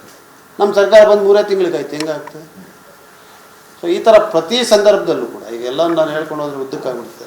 ಪ್ರತಿ ಸಂದರ್ಭದಲ್ಲೂ ಸುಳ್ಳು ಮಾಹಿತಿ ವಿತರಣೆ ಮಾಡುವಂಥದ್ದು, ತಪ್ಪುದಾರಿಗಳಿರುವಂಥದ್ದು, ಎಲ್ಲಿ ನಮಗೇನೋ ಲಾಭ ಆಗ್ಬಿಡ್ತದೆ. ಕೆಲಸ ಮಾಡ್ತಾ ಇದ್ದೀವಲ್ಲ, ಕೆಲಸ ಮಾಡ್ತಾ ಇಲ್ವಾ? ನಾವು ಬಂದು 2.5 ವರ್ಷ ಆಗಿರುವಂಥದ್ದು. ಬೆಳಿಗ್ಗೆ ರಾತ್ರಿ ಅಂತ ಕೆಲಸ ಮಾಡ್ತಾ ಇದ್ದೀವಿ. ಅವರು ಕೆಲಸ ಮಾಡ್ತಾಯಿದ್ರೆ ನಾನು ಕೆಲಸ ಮಾಡ್ತಾ ಇದ್ದೀವಲ್ಲ. ಅದು ಕಾನೂನಿನ ತಿದ್ದುಪಡಿಗಳಿಗೆ ಕೆಲಸ ಇರ್ಬೋದು, ಬೇರೆ ಮೂಲಭೂತ ಸೌಕರ್ಯದ ಕೆಲಸ ಇರ್ಬೋದು, ಜನರ ಸಮಸ್ಯೆಗಳಿಗೆ ಸ್ಪಂದಿಸುವಂಥ ಕೆಲಸ ಇರ್ಬೋದು, ಮಾಡ್ತಾ ಇದ್ದೀವಲ್ಲ. ಸೊ ಅದರಿಂದ ಜನ ಖಂಡಿತವಾಗಿ ಮೆಚ್ಚುತ್ತಾ ಇದ್ದಾರೆ. ಜನ ನಮ್ಮ ಜೊತೆ ಇದ್ದಾರೆ. ಆದರೆ ಈ ದಾರಿ ತಪ್ಪಿಸುವಂಥ ಕೆಲಸವನ್ನು ನಿಲ್ಲಿಸಲಿ. ಬಹಿರಂಗವಾದಂಥ ಚರ್ಚೆ ಆಗಲಿ, ಬೇಕಾದ್ರೆ ಮುಖಾಮುಖಿ ಚರ್ಚೆ ಆಗಲಿ, ನಾವು ಅದಕ್ಕೂ ಕೂಡ ತಯಾರಾಗಿದ್ದೀವಿ. ನಾವು ಹೇಳಿರುವಂಥದ್ದು ಎಲ್ಲ ಪ್ರತಿಯೊಂದು ಜನಪರವಾದಂಥ ನೀತಿ ಇದೆ. ಇದು ಆಗಿರುವಂಥದ್ದೆಲ್ಲ ಸತ್ಯ. ಕೃಷ್ಣ ಬೈರೇಗೌಡರಿಗೆ ಮೊದಲನೇದಾಗಿ ದೊಡ್ಡ ಅಭಿನಂದನೆ ತಿಳಿಸೋಕ್ಕೆ ಇಷ್ಟಪಡ್ತೀವಿ. ಯಾಕೆ ಅಂತಂದರೆ ಅವರು ನಾವು ಕೈ ಜೋಡಿಸಿರಲಿಲ್ಲ ಅಂತಂದರೆ, ಅಧಿಕಾರಿಗಳಿಗೆ ಸೂಚನೆ ಕೊಡ್ತಿರಲಿಲ್ಲ ಅಂದರೆ ಈ ತಿದ್ದುಪಡಿಗಳು ಸೆಕ್ಷನ್ 127 ಟು ಸೆಕ್ಷನ್ 130 ಏನು ತಹಸೀಲ್ದಾರ್ಗೆ 127ನಲ್ಲಿ ತಹಸೀಲ್ದಾರ್ಗೆ ಅಧಿಕಾರ ಕೊಟ್ಟು ಅದಾಲತ್ ಮುಖಾಂತರ ಅರ್ಜಿಗಳು ಸ್ವೀಕಾರ ಮಾಡಿ, ಪಟ್ಟೆದಾರ ಇರ್ಬೋದು, ಇಲ್ಲಾಂದರೆ ಅವ್ರ ಕುಟುಂಬಸ್ಥರು, ವಂಶಸ್ಥರು ಇರ್ಬೋದು, ಇದರಿಂದ ಬಗೆಹರಬೇಕು ಅಂತ ಸ್ವಯಂ ಘೋಷಣೆ ಅವರೇ ಅಂದರೆ ಅರ್ಜಿಗಳು ಕೊಟ್ಟು ಒಂದು ಅದಾಲತ್ ಮುಖಾಂತರ ಈಗ ತಹಸೀಲ್ದಾರ್ ಕೋರ್ಟ್ ಏನು ನಡೀತದೆ, ಅದ ನಂತರ ಅಲ್ಲೇನಾದ್ರೆ ಖುಷಿ ಇಲ್ಲ ಅಂತಂದರೆ AC ಹೋಗ್ಬೋದು, AC ಹೋಗಲಿಲ್ಲ ಅಂದರೆ DC ಗಂಟನೂ ಅವಕಾಶ ಇದೆ. ಇಲ್ಲಿ ಯಾವ ರೀತಿಯಲ್ಲಿ ಮಾತಾಡ್ತಾರೆ ಅಂತಂದರೆ, ರಾಜಕಾರಣಿಗಳು ಅವ್ರ ಅವಕಾಶ ಇದ್ದಂಥ ಸಂದರ್ಭದಲ್ಲಿ ಬಗೆಹರಿಸೋಕ್ಕಾಗಿಲ್ಲ ಅಂತ ಇದ್ದಾಗ ಈ ಥರ ಮಾತಾಡೋಕ್ಕೆ ಒಂದು ಟೀಕೆ ಟಿಪ್ಪಣಿಗಳು ನಿರಂತರವಾಗಿ ಮಾಡ್ಕೊಂಡು ಬರ್ತಾ ಇದ್ದಾರೆ. 20-25 ವರ್ಷದಲ್ಲಿ ಯಾವ ರೀತಿಯಲ್ಲಿ ಸಾಧನೆಗಳು ಮಾಡೋರು ಇಲ್ಲ ಅಂತಲ್ಲ, ಮಾತ್ರ 2.5 ವರ್ಷ ನಾವು ಮಾಡಿದ ಕೆಲಸಕ್ಕೆ ಅವ್ರು ಸಹಿಸ್ಕೊಳಕ್ಕಾಯ್ತಾ ಇಲ್ಲ ಅಂತಂದರೆ ಒಂದು ರೀತಿಲಿ ನಮಗೆ ಹಿರಿಯವರು ಅವರೆಲ್ಲ ರಾಜಕೀಯದಲ್ಲಿ ಇರೋರು, ಪ್ಲಸ್ ಅನುಭವದಲ್ಲಿ ಇರೋದು, ಪ್ಲಸ್ ವಯಸ್ಸಲ್ಲಿ ಇರೋರು, ನಮಗೆ ಒಂದು ರೀತಿಲಿ ಮಾರ್ಗದರ್ಶಕ ಕೊಡಬೇಕು. ಒಂದು ರೀತಿಲಿ ನಾವು ಏನಾದ್ರು ತಪ್ಪು ಮಾಡೋಂಥ ಸಂದರ್ಭದಲ್ಲಿ ಕರ್ದ್ಬಿಟ್ಟು ಹೇಳಲಿಕ್ಕೆ ಅವರು ನಮ್ಗಿಂತ ಅನುಭವ ಇರೋದ್ರಿಂದ ನಾವು ಅವ್ರ ಮಾತುಗಳು ಸ್ವೀಕಾರ ಮಾಡ್ತೀವಿ. ಹಲವಾರು ಅಭಿವೃದ್ಧಿ ಕಾಮಗಾರಿಗಳು ನಮ್ಮ ಸರ್ಕಾರ ಬಂದಂಥ ಸಂದರ್ಭ ಇಲ್ಲ ನಾವೇ ಮಾಡ್ದೋ, ನಾವು ಇದು ಮಾಡಿದ್ದು ಅಂತ 4-5 ಕೆಲಸಗಳು ಹೇಳಿದ್ರು. ಈ KSHIP 4 ವಿಚಾರದಲ್ಲಿ ಇರ್ಬೋದು, ಕಬ್ಬಣ ಸೇತುವೆ ಐಗೂರಲ್ಲಿ ಇರ್ಬೋದು, SHIDP ರೋಡು ನಾವು ತೋಳೂರು ಶೆಟ್ಟಲ್ಲಿ 20 ಕೋಟಿ ಕೊಟ್ಟಿರೋಂಥ ರಸ್ತೆ ರೋಡು ನಾವು ಮಾಡಾಗಿದೆ. ಅವಾಗ ಯಾಕೆ ಪೂಜೆ ಮಾಡಲಿಲ್ಲ? ಮತ್ತೆ ಅವರೆಲ್ಲ ಅಭಿವೃದ್ಧಿ ವಿಚಾರದಲ್ಲಿ ಮಾತಾಡ್ತಾ ಇರೋದು. ಕಾನೂನು ತಿದ್ದುಪಡಿಗಳು ನೀವು ಹೇಳ್ದಂಗೆ ಹಲವಾರು ವರ್ಷದ ಸಮಸ್ಯೆ. ನಮ್ಮ ಕಂದಾಯ ಸಚಿವರು ವಿಶೇಷವಾಗಿ ಪೊನ್ನಣ್ಣ ಸರ್ ಅವರು ಈ ತಿದ್ದುಪಡಿನ ತರಲಿಕ್ಕೆ ಪ್ರಯತ್ನ ಮಾಡೋರು.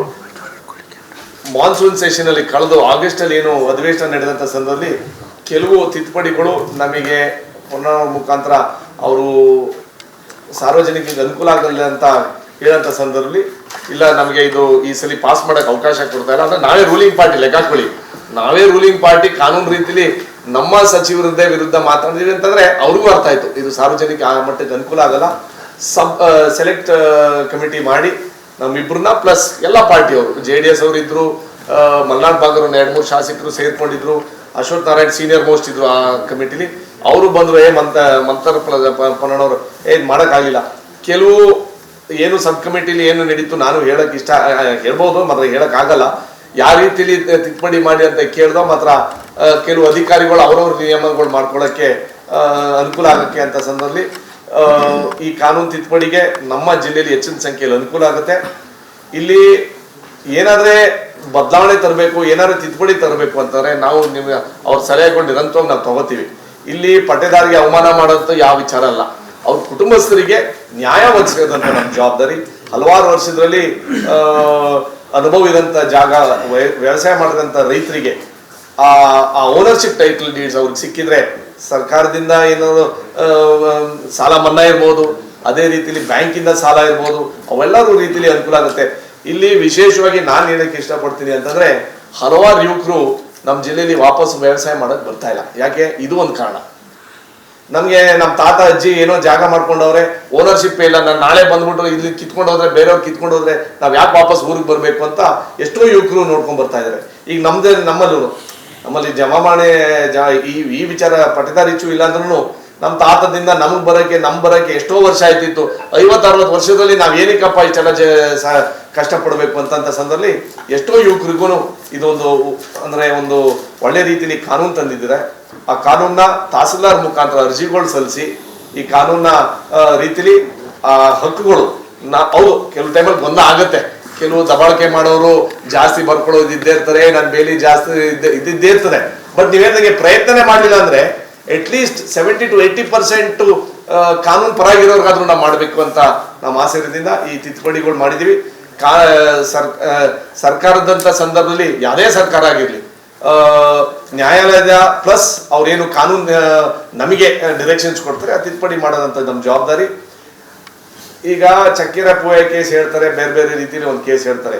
CND ವಿಚಾರ ನಮ್ಮ ತಲೆ ಮೇಲೆ ಆಗ್ತಾವ್ರಿ. ಈಗ ರವಿ ಚೆಂಗಪ್ಪ ಕೇಸಲ್ಲಿ 2021 ಇಸ್ವಿದು ಜಜ್ಮೆಂಟ್ ಕೊಡ್ತಾರೆ. ಆ ಜಜ್ಮೆಂಟ್ ಅಲ್ಲಿ ಯಾರು ಏಜ್ ಇದ್ರು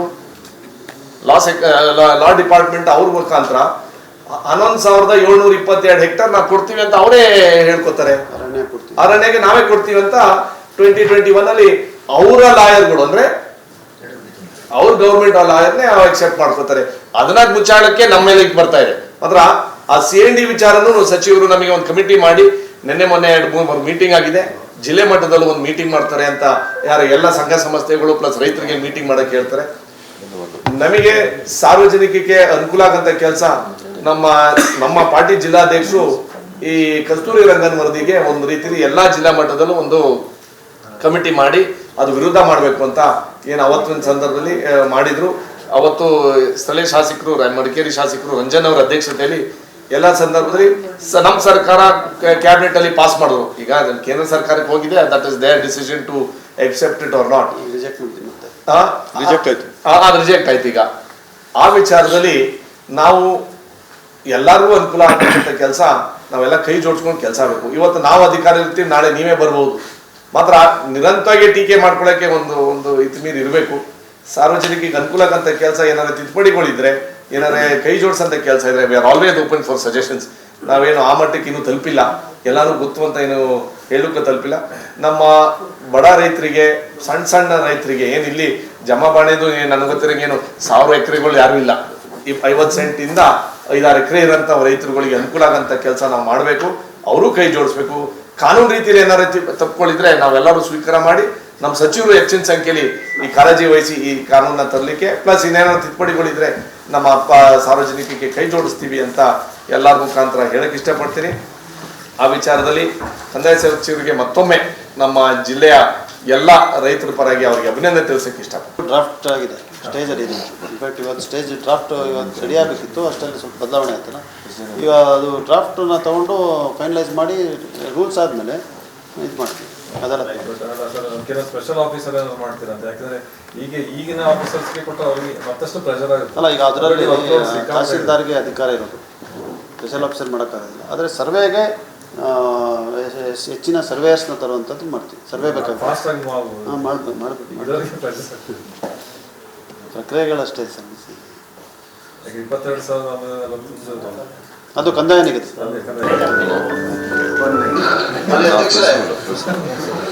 ಈ ಒಂದು ತಿದ್ದುಪಡಿ ವಿಧಾಯಕ ವಿಶೇಷವಾಗಿ ಕೊಡಗಿಗೆ ಸಂಬಂಧಪಟ್ಟಂಥದ್ದು.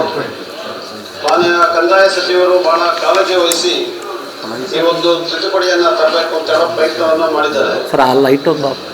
ಆದರೆ ಈ ತಿದ್ದುಪಡಿ ಯಾವ ವಿಚಾರಗಳ ಬಗ್ಗೆ ಪರಿಹಾರವನ್ನು ತರಬೇಕಿತ್ತು ಅಂದರೆ ಕೊಡಗಿನಲ್ಲಿ Coorg land revenue and regulations 1899ನ ಒಂದು ಕಂದಾಯ ವ್ಯವಸ್ಥೆ 1964ನೇ ಕರ್ನಾಟಕ ಕಂದಾಯ ಕಾನೂನು ಜಾರಿ ಬರುವವರೆಗೂ ಅಸ್ತಿತ್ವದಲ್ಲಿತ್ತು.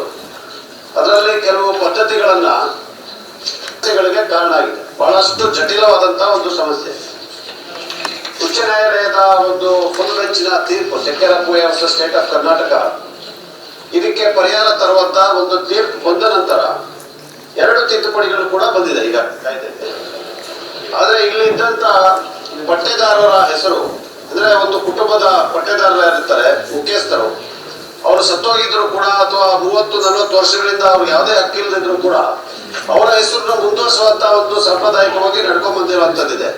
ಅದು ಕರ್ನಾಟಕ ಕಂದಾಯ ಕಾನೂನು ನಡಿನಲ್ಲಿ ಅವಕಾಶ ಇಲ್ಲದಿದ್ರು ಕೂಡ ಒಂದು ಸಾಂಪ್ರದಾಯಿಕವಾಗಿ ಬರ್ತಾ ಇದೆ. ಇದರಲ್ಲಿ ಯಾವ ಪ್ರಯತ್ನವನ್ನ ಮಾಡ್ಲಿಕ್ಕೆ ನಾವು ಹೊರಟಿದ್ದೇವೆ ಅದಕ್ಕೆ ತದ್ವಿರುದ್ಧವಾಗಿದೆ. ಕಾರಣಕರ್ತರು ಕೂಡ ಇದಕ್ಕೆ ಇದು ನಾವು ಪರಿಹಾರ ಏನ್ ಕೇಳಿದ್ದೇವೆ ಅಂತ ಹೇಳಿದ್ರೆ, ಈ ಪಟ್ಟೇದಾರರಿಗೆ ಯಾವುದೇ ಹಕ್ಕಿಲ್ಲ, ಬದುಕುವುದಿಲ್ಲ, ಅಲ್ಲಿ ತಿದ್ದುಪಡಿ ಆಗ್ಬೇಕು. ಮತ್ತೆ ಯಾರಿಗೆ ಸ್ವಂತ ಹಕ್ಕಿದೆ ಅವರ ಹೆಸರು ಜೊತೆಗೆ ಅವರ ಇಡೀ ಕುಟುಂಬಸ್ಥರ ಹೆಸರು ಒಂದೊಂದು RTC ಅಂತ ಒಂದು ಸರ್ವೆ ನಂಬರ್ ತಗೊಂಡ್ರೆ 400-500 ಜನರ ಇಡೀ ಕುಟುಂಬಸ್ಥರ ಹೆಸರುಗಳೆಲ್ಲ ಅದನ್ನು ತೋರಿಸ್ತಾ ಇದೆ.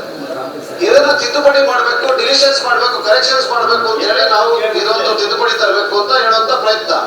ತದ್ವಿರುದ್ಧವಾದಂತ ಇದೊಂದು ತಿದ್ದುಪಡಿ ಬಂದಿದೆ. ಅದರಿಂದ ಇದನ್ನ ಪರಿಶೀಲನಾ ಸರ್ವೆ ಸಮಿತಿಗೆ ಹಾಕಿ ಮನವಿಯನ್ನ ಮಾಡ್ಕೊಳ್ತೇವೆ. ಓಕೆ, ಇದು ಬಹಳ ಸಮಸ್ಯೆ ಇರ್ತಕ್ಕಂಥದ್ದು. ನೀವು ಕೊಡಗಿಗೆ ಹೋದ್ರೆ ಇದೇ ಫಸ್ಟ್ ಸಮಸ್ಯೆ ಹೇಳೋದು. ಅವ್ರದ್ದು ವಂಶ ಪರಂಪರೆಯಾಗಿ ಒಂದು ಹೆಸರಿರ್ತದೆ, ಅದು ಚೇಂಜ್ ಆಗೋದೇ ಇಲ್ಲ, ಹಾಗೆ ಬರ್ತಾನೆ ಇರ್ತದೆ. ಕರೆಕ್ಟ್ ಬನ್ನಣ ಹಾಗೆ ದೊಡ್ಡವರು ಯಾರಿರ್ತಾರೆ ಹಾಗೆ ಬರ್ತಾ ಇರ್ತದೆ. ಅದು ಬದುಕಿರೋ ಇಲ್ಲ, ಸತ್ತೋಗಿರೋ ಹೆಸರೆಲ್ಲ ತೋರಿಸ್ತಾರೆ. ಹಾಗೆ ಈಗ ಬಣ್ಣಣ್ಣ ಅಂತ ಯಾರೋ ಇದ್ರು ಅಂತಾರೆ, ಹಾಗೆ ಹೋಗ್ತಾನೆ ಇರ್ತದೆ. ಅದು ಬಹಳ ದೊಡ್ಡ ಸಮಸ್ಯೆ ಇದೆ. ಇದು ಕಾನೂನಿನಲ್ಲಿ ಸ್ವಲ್ಪ ಕ್ರಿಟಿಕಲ್ ಇದೆ. ನಾನು ಬಹಳ ಪ್ರಯತ್ನ ಮಾಡಿದ್ದೆ. ಅದಕ್ಕೋಸ್ಕರ ಈ ಬಿಲ್ನ ನೀವು ಮತ್ತೊಂದ್ಸರಿ ಪರಿಶೀಲನೆ ಮಾಡಿ ಅದನ್ನ ನೀವು ಮಾಡಿದ್ರೆ ಒಳ್ಳೇದು. ಇದು ಒಳ್ಳೇದಾಗ್ತದೆ, ಜನಕ್ಕೆ ಹೆಲ್ಪ್ ಆಗ್ತದೆ. ಮಾನ್ಯ ಕಂದಾಯ ಸಚಿವರು ಮಾಡಿದರೆ ಪೊನ್ನಣ್ಣವರು ಸೇರಿ ನಾವು ಒಂದು ಸಮಿತಿ ರಚನೆ ಮಾಡಿ ಇದು ಇನ್ನೊಂದ್ಸರಿ ತಿದ್ದುಪಡಿ ಮಾಡ್ಲಿಕ್ಕೆ ಅವಕಾಶ ಮಾಡಿಕೊಡ್ಬೇಕು. ಸಂಬಂಧಪಟ್ಟಾಗೆ ವಿಧಾನಸಭೆಯ ಜಂಟಿ ಸಮಿತಿ ವಿಧಾನಸಭೆಯ ವಿಧಾನಸಭಾ ಸಮಿತಿ ರಚಿಸಲಾಗುವುದು. ಸದನದ ಅಭಿಪ್ರಾಯದಂತೆ ಇದನ್ನ ಪರಿಶೀಲನಾ ಸಮಿತಿಗೆ ಸಲ್ಲಿಸಿ ಪರಿಶೀಲನಾ ಸಮಿತಿಯಲ್ಲಿ ಎಲ್ಲಾ ಪಕ್ಷದ ಸದಸ್ಯರು ಸಹ ಸಮಾಲೋಚನೆ ಮಾಡಿ 4 ಸಭೆಗಳನ್ನ ಮಾಡಿ ಎಲ್ಲರ ಸಹಮತವನ್ನ ತೆಗೆದುಕೊಂಡು ಆ ತಿದ್ದುಪಡಿಯಲ್ಲಿ ಬದಲಾವಣೆಗಳನ್ನ ಮಾಡಿ ಮತ್ತೆ ಸದನದ ಅನುಮೋದನೆಗೆ ನಾವು ಮಂಡಿಸಿದ್ದೇವೆ. ಅಂಗೀಕರಿಸಿಕೊಡ್ಬೇಕಾಗಿ ಸಭೆಯನ್ನ ಸ್ವಾಗತ ಮಾಡುವಂತ ಬಿಲ್ಲು. ಬಹಳ ವರ್ಷಗಳಿಂದ ನಾನು ಬಹಳ ರೆವಿನ್ಯೂ ಮಿನಿಸ್ಟರ್ ಆಗಿದ್ದಾಗ ಬಹಳ ಪ್ರಯತ್ನ ಮಾಡಿದ್ದೆ. ಯಾಕಂದ್ರೆ ಇದು ಕೂರ್ಗ್ ಲ್ಯಾಂಡ್ ರೆಗ್ಯುಲೇಷನ್ ಆಕ್ಟ್ 1899ರಿಂದ ಪ್ರಾರಂಭ. ಈ ಪಟ್ಟೇಗಾರನ ಹೆಸರಲ್ಲಿ 4-5 ತಲೆಮಾರುಗಳು ನೋಡಿದೆ. ಅಂದ್ರೆ ಒಬ್ಬ ಇದ್ದಿದ್ದು ಇವತ್ತು 100-200 ಜನ ಅವರಿಲ್ಲ. ಸೊ ಹಕ್ಕು ಸಿಗ್ತಾ ಇಲ್ಲ. ಅಲ್ಲಿ ಹೋದಾಗೆಲ್ಲಾನು ಕೂಡ ನನಗೂ ಮನವಿ ಕೊಟ್ಟಿದ್ದು. ನಾವು ಸ್ವಲ್ಪ ಅದನ್ನ ನಮ್ಮ ಸರ್ಕಾರ ಇದ್ದಾಗ ಸ್ವಲ್ಪ ಲಿಬರಲ್ ಆಗಿ ಪ್ರಯತ್ನ ಮಾಡಿದ್ವಿ. ಆದ್ರೆ ಕೋರ್ಟ್ ಮೆಟ್ರುಗಳು ಬಹಳಷ್ಟು ಹತ್ತಿದೆ. ಈಗ ಪರಿಶೀಲನಾ ಸಭೆಯಲ್ಲೂ ಕೂಡ ಇದೊಂದು ಪರಿಶೀಲನೆ ಆಗಿ ಬಂದಿದೆ. ಸೊ ನನಗೆ ಅನಿಸುವಂಥದ್ದು ಈಗ ಇದು ಬಹಳ ವರ್ಷಗಳು ಇರುವಂತದ್ದು. ಈಗ ಒಬ್ಬರಿಂದ ಹೋಗಿ 200 ಜನಕ್ಕೆ ಆಗ್ಬಿಟ್ಟಿದ್ದಾರೆ. ಈ ಪ್ರೊಸೀಜರ್ನ ಹೆಂಗ್ ಫಾಲೋ ಮಾಡ್ತೀರಾ?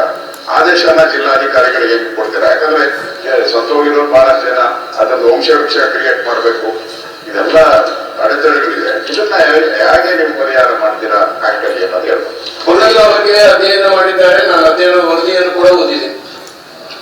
ನಮ್ಮ ಮನೆ ಬಹಳ ವರ್ಷದ ಸಮಸ್ಯೆ ಆಗಿತ್ತು. ಅದನ್ನ ಮನೋಣ್ಣವರ ಒತ್ತಡದ ಮೇಲೆ ಮತ್ತು ಕೊಡಗು ಜನರ ಒತ್ತಡದ ಮೇಲೆ ಮಾಡಿದ್ದೀರಿ. ನಾನು ಕೂಡ ಸ್ವಾಗತ ಮಾಡ್ತೀನಿ. ಜನ ತೊಂದರೆ ಅನುಭವಿಸ್ತಾ ಇದ್ರು. ಬಹಳ ಕುಲಂಕುಷವಾಗಿ ಸಮಿತಿಯಲ್ಲಿ ಚರ್ಚೆ ಮಾಡಿ ಇದೊಂದು ಉತ್ತಮವಾದ ಬದಲಾವಣೆಯನ್ನು ಇವತ್ತು ತೆಗೆದುಕೊಂಡು ಬಂದಿದ್ದಾರೆ. ಇದನ್ನ ನಾವು ಸ್ವಾಗತ ಮಾಡ್ತೇವೆ. ಮೊನ್ನೆ ನಾವು ಹೇಳಿದಂಗೆ ಅದು ಡ್ರಾಫ್ಟ್ ಸರಿಯಾಗಿ ಹಾಗಾಗಿ ಅದು ಡ್ರಾಫ್ಟ್ ಆದ್ಮೇಲೆ ಒಂದು ಸಮಿತಿಯಲ್ಲಿ ಕುತ್ಕೊಂಡು ಅದನ್ನು ನಾವು ಪರಿಶೀಲನೆ ಮಾಡಿ ಅದಕ್ಕೆ ಅಪ್ರೂವಲ್ ಕೊಡ್ರಿ ಅಂತ ನಾವು ವಿನಂತಿ ಮಾಡ್ಕೊಂತೇವೆ. ಇದಕ್ಕೆ ಆ ಡ್ರಾಫ್ಟ್ನಲ್ಲಿ ಹೆಚ್ಚು ಕಡಿಮೆ ಮಾಡಿ ಜನರು ತೊಂದರೆ ಇಲ್ಲ. ಈ ಒಂದು ತಿದ್ದುಪಡಿಯನ್ನ ನಾನು ಸ್ವಾಗತ ಮಾಡ್ತೇನೆ. ಬಹಳಷ್ಟು ವರ್ಷಗಳಿಂದ ಜಟಿಲವಾದಂಥ ಸಮಸ್ಯೆ. ಮಾನ್ಯ ಸಚಿವರು ಮತ್ತು ವಿರೋಧ ಪಕ್ಷ ನಾಯಕರು ಇನ್ನೂ ಕೂಡ ಹೇಳಿದಂತೆ 92ನೇ ಇಸ್ವಿನಲ್ಲಾದಂಥ ಉಚ್ಚ ನ್ಯಾಯಾಲಯದ ತೀರ್ಪಿಗೂ ತಿದ್ದುಪಡಿಯನ್ನು ತಂದು ಕೇಂದ್ರ ಸರ್ಕಾರದಲ್ಲಿ ನಮ್ಮ ರಾಷ್ಟ್ರಪತಿಯ ಅನುಮೋದನೆಯನ್ನ ಕೂಡ ಪಡೆದಂತ ಒಂದು ತಿದ್ದುಪಡಿ. ಅವತ್ತಿದ್ದಂತ UPA ಸರ್ಕಾರ, ಕಾನೂನು ಸಚಿವರು ವಿರಾಟ್ ಕೊಹ್ಲಿ ಅವರ ಸಹಕಾರದಿಂದ ತಿದ್ದುಪಡಿ ಜಾರಿಗೆ ಬಂತು. ಆದರೂ ಕೂಡ